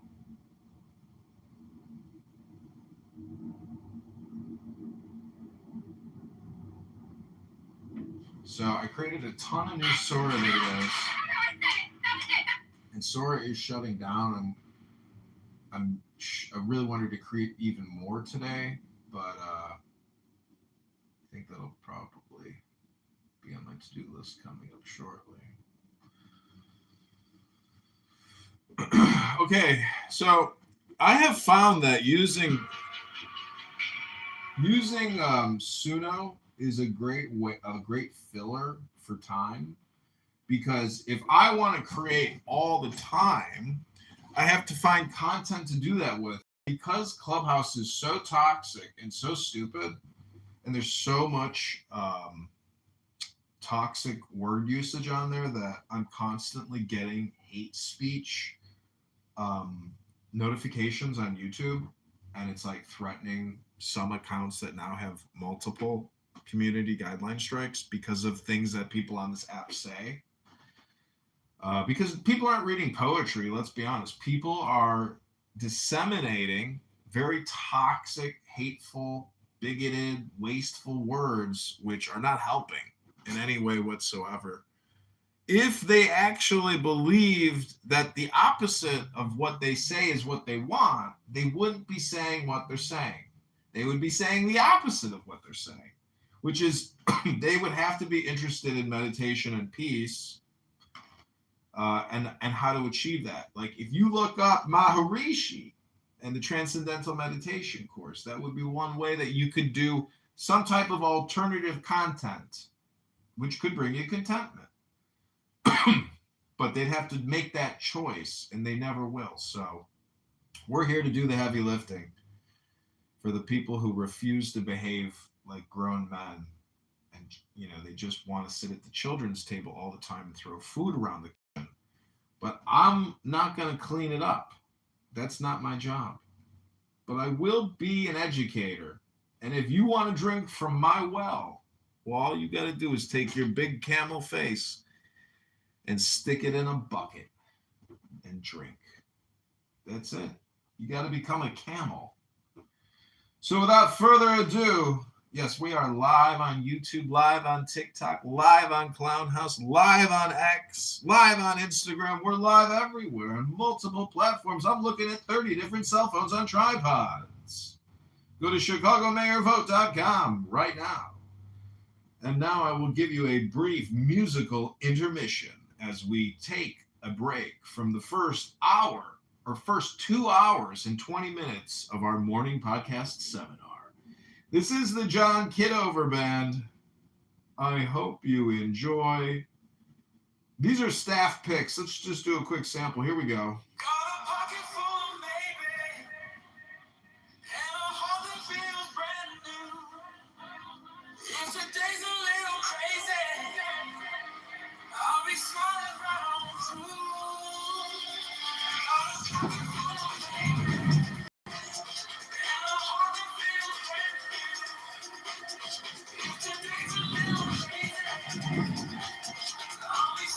See, the thing is, when you play other people's music from Suno, sometimes they are copyrighted because there is like this universal copyright database. And if some of these people publish their music, well, then I can't technically play it. So, but this is the best of V5. This is called After Midnight Moves.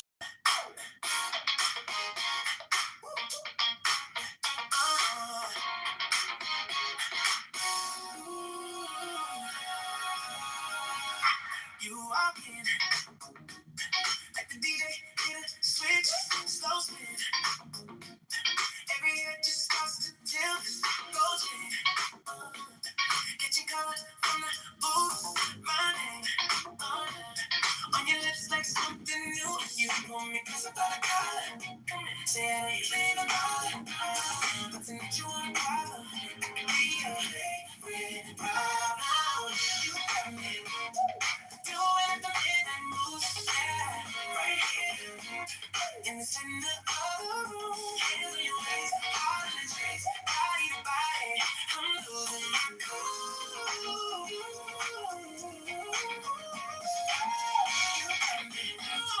Doing the midnight moves, feeling like a star. Okay, we got a new groove on the way for the campaign. Rabono Shalom, it's very exciting. We're going to try to create even more music for the campaign today. We did Babyface, but we are looking for best of V5. Let's listen. Nothing has changed.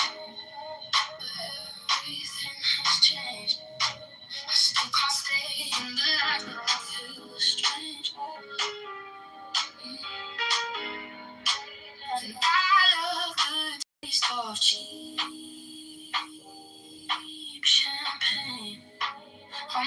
couch, eating sushi while it rains. And I know that it's all temporary. Now I wanna feel sensory.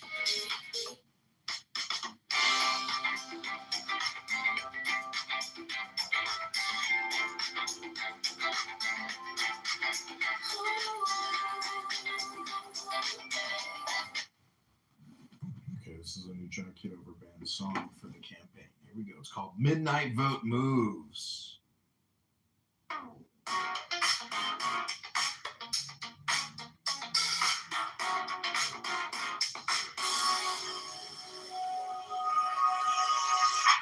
You log in, like the countdown just begins. Slow spin, every scroll just leads to him.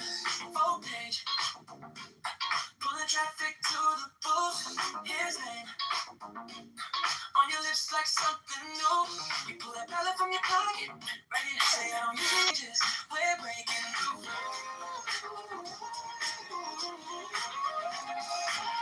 You got me rolling, doing the midnight moves. I feel like I'm stuck on the truth. If this is the moment, I don't want to blow it. Only these after midnight moves. Real talk, about the taxes on my mind. Scroll down, chunk it over, it's your time. We laugh at the chaos in the mix. One vote for a city we can fix. You let us know the drama, so real, but we can heat up every dollar. Said tonight you want an option. It could be your man. So happy, doing up the midnight moves. Oh yeah, right here. On the screen this time. Ready for changes. I swear I'm on another, but my chest is doing backflips anyway. Folks keep letting me down.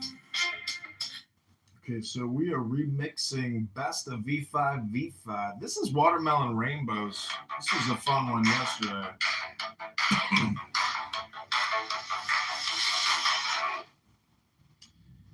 Okay, here we go.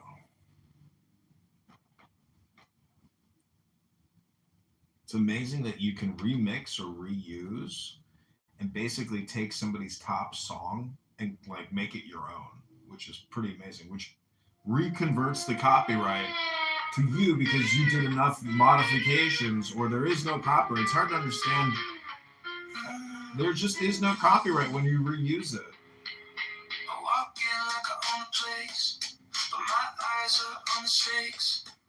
I'm dreaming about a city where the streets don't bend and break. Those keep weighing you down, like you're hauling something heavy. You're not asking for a throne, you just want a path that's steady. You're not cold, you're just tired of leaders saying you'll be fine. You're not lost, you're just wired for brand new bottom line. Don't look too close, the same old pain. Walking on glass, time to change the track. Let's stop mistake, let the old light slide. Don't look too close, let the people decide.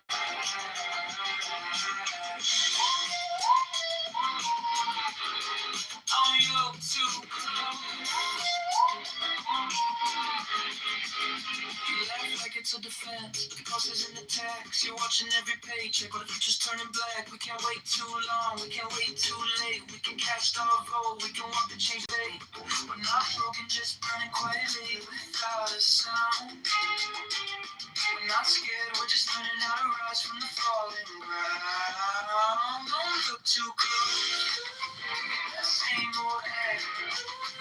Walking on glass, time to change the track. My friend, we're here making music. You came just in time. We're gonna make some music. You're gonna love it.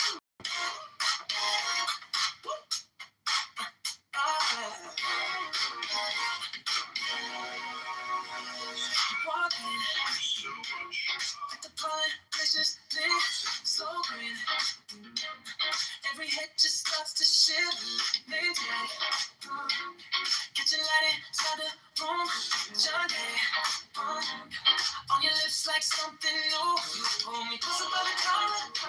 say I don't usually even bother, but tonight you wanna ballad. We can make this thing get love. You and me, doing it the midnight force, yeah, right here. Innocent a couple moves, head in my head, feel joy, water to water, we're changing the world.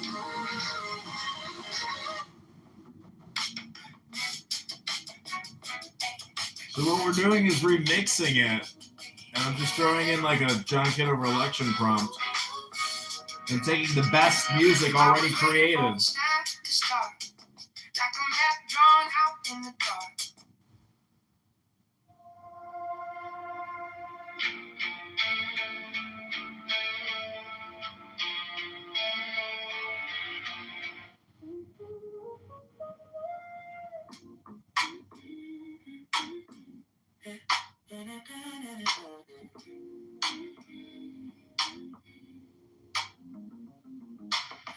Check my phone, but there's nothing new. Just a blank screen thinking about you. Walked into the kitchen, made a single cut. Habits die hard, I'm still messed up. Your hoodie's on the chair where you left it last.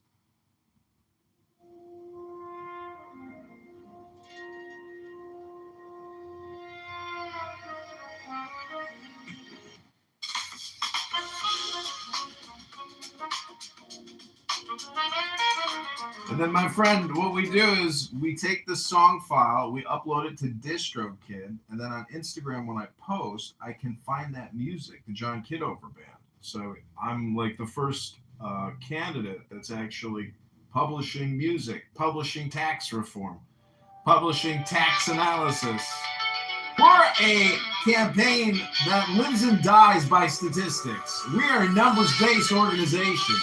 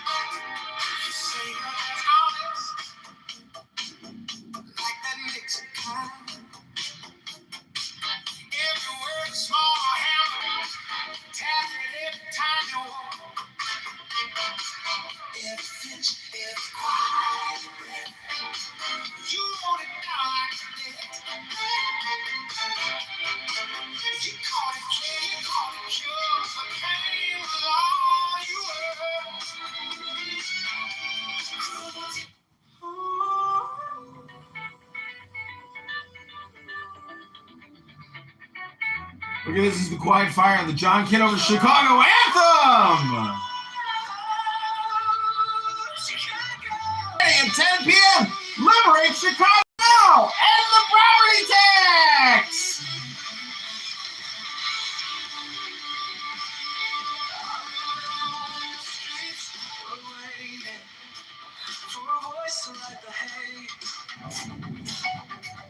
Now our name is breaking through it, calling us to brighter days. Every block and every skyline holds a story in its light. We can write a different future, leave a broken past behind. Change was never far away. It just spoke a different name. Hold your breath, the world will wait. This is how we shift the frame. If you want this, I get it all.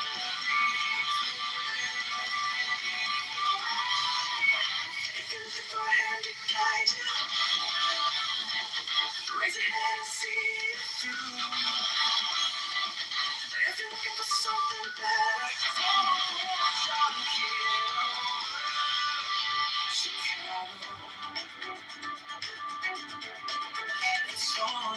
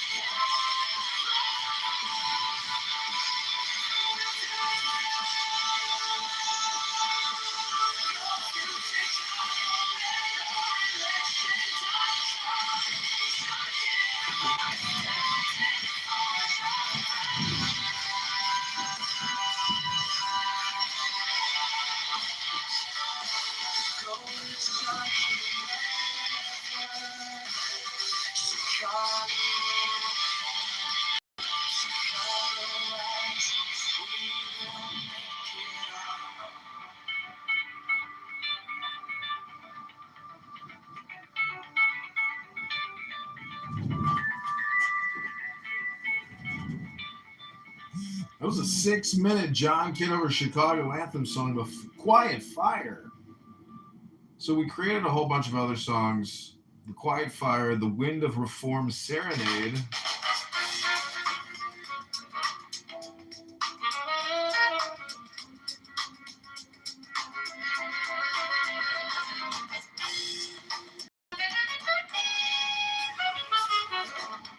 City lights are going a bit with stars. Streets are humming low with a restless trust. Skyline cutting gold, lakefront shimmering slow. Dreaming of a better day, just letting it grow.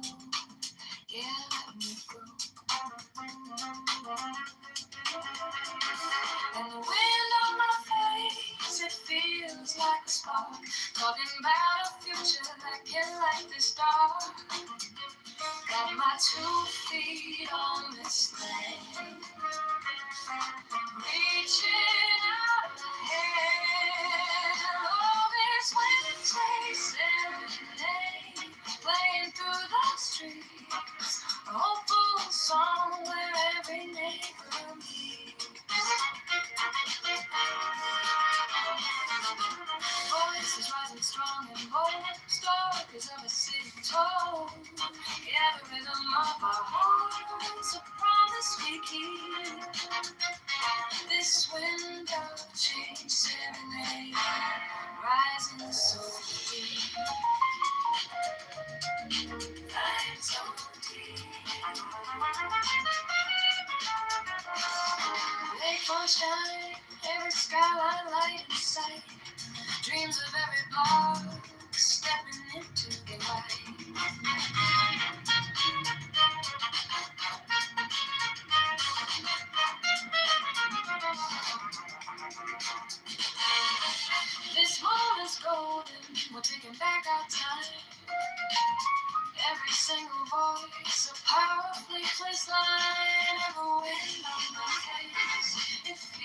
like a spark, talking about a future that can't let this dark.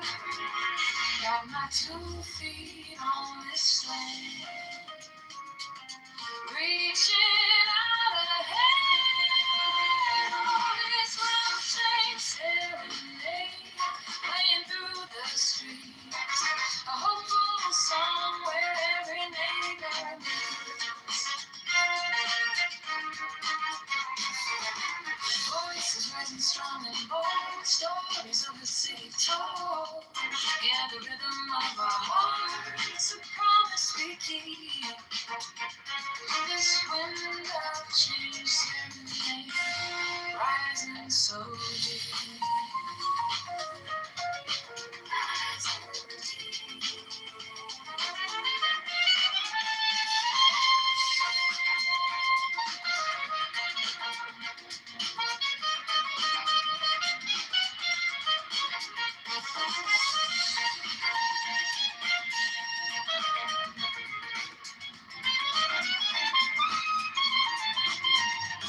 It's a slow shift in the breeze, put our worries at ease. Yeah, the sound of the city calling out to be free. Oh, this will change serenade, playing through the streets.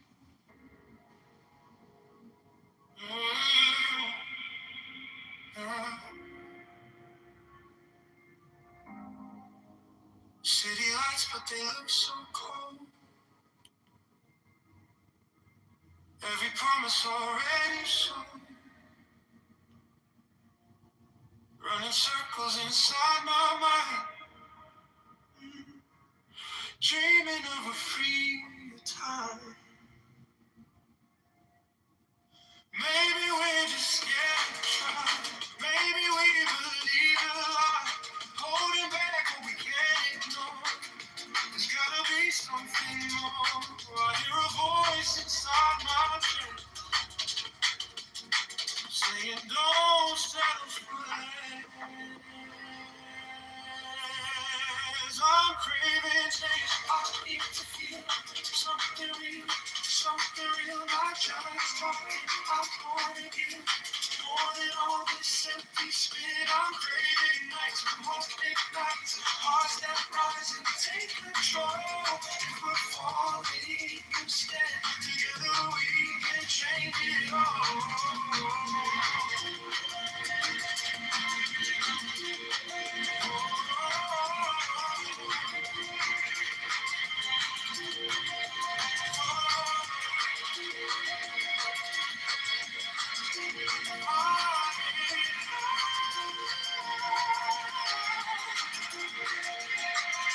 Silence, break the chain, and raise a voice in every lane. Every vote can turn the tide.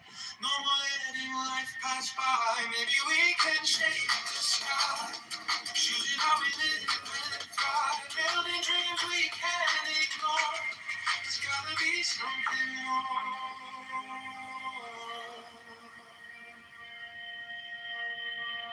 I'm craving change. I need to feel something real. My joy's talking. I wanna give more than all this empty.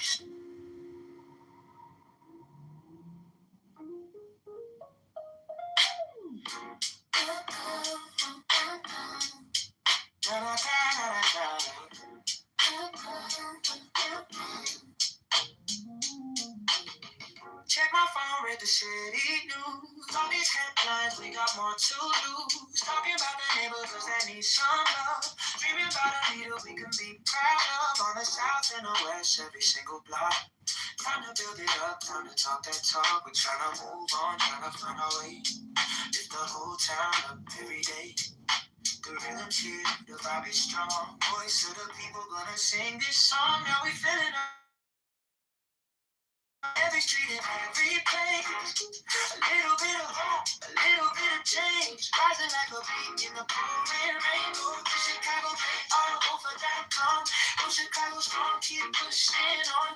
Go John, Kitover, lift up and we stay. John Kitover, 2027 for this day.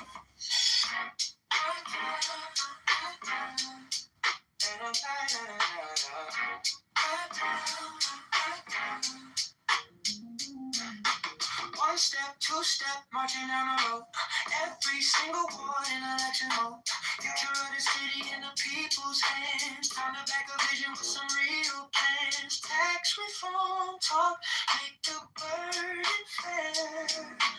More for the schools and the homes right there. So bold, so bright this year.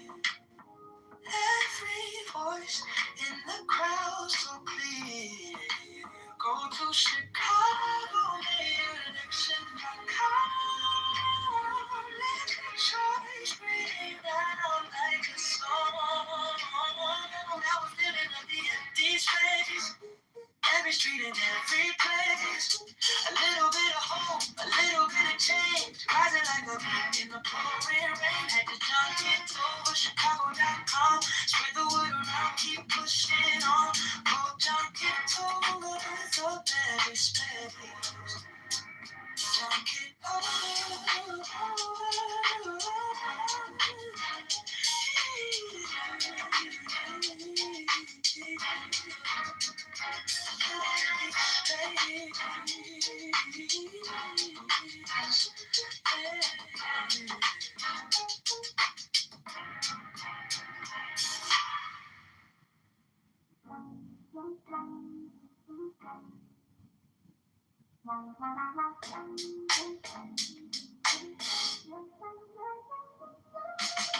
Check my phone, read the city news. All these headlines, we got more to lose. Talking about the neighborhoods that need some love. Dreaming about it.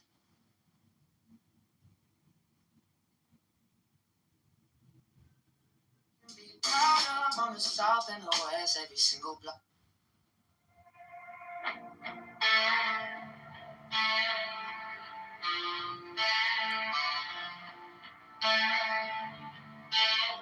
You said elections coming Tuesday. By Thursday, signs are on. See the posters on my corner. Name in red and white and strong. Phone lights up with fallen headlines. Futures calling, streets undone. Every ward and every station, every vote, it starts with one. Chunk it over, Chicago rising. Going to Chicago, made up of a diamond. Making count, time to stand up. Chunk it over, shaking it up. Tax reform from every pocket side. Liberate and lift us up. Kitover.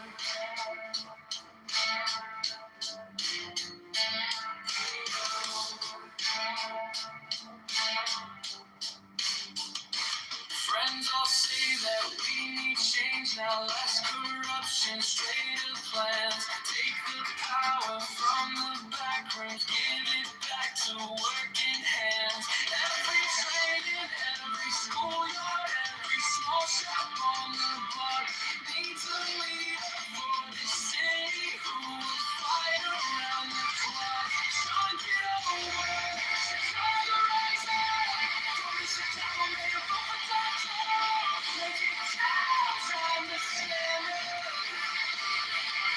Chunk it over, shaking it up. Tax reform, every pocket side. Liberate and lift us up.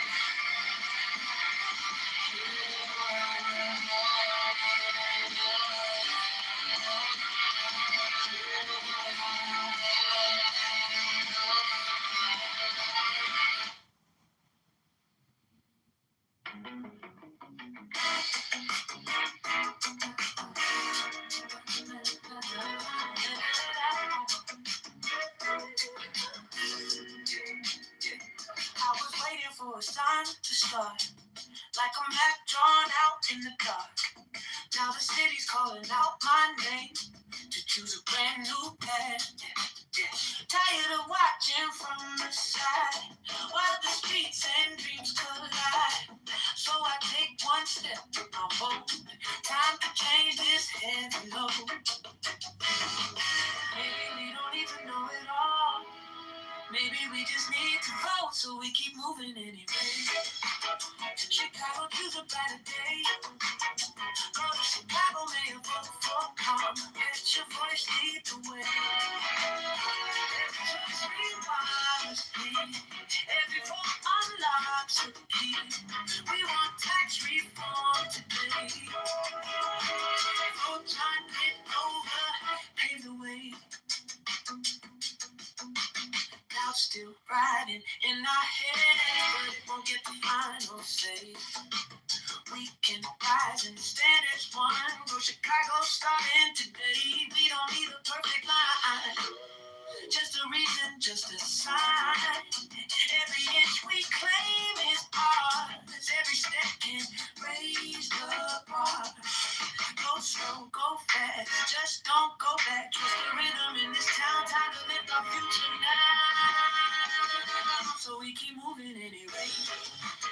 Chicago, stand up, have your say. Go to ChicagoMayElection.com. Vote John Kitover today. Every choice realizes we. Every vote unlocks a key. We want tax reform right now. Well, Chicago, rise up now.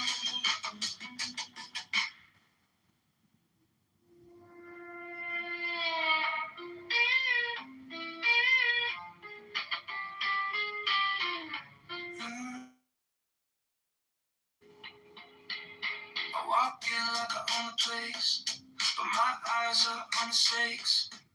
I'm dreaming about a city where the streets don't bend and break. Those keep weighing you down, like you're hauling something heavy. You're not asking for a throne, you just want a path that. Okay, I hope you've enjoyed the John Kitover morning podcast. I'm going to shut all this down in the live streams. God bless, health, wealth, love, peace of mind, happiness, and strength. Go to JohnKitoverChicago.com or ChicagoMayerVote.com right now. Do you understand that anytime somebody says, hey,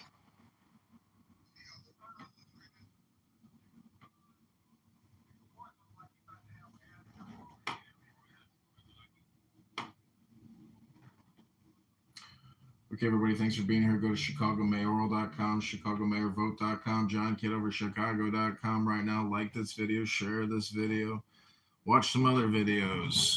Subscribe to us on Instagram at John Kitover. Subscribe to us on TikTok at John Kitover. Go to ChicagoMayerVote.com.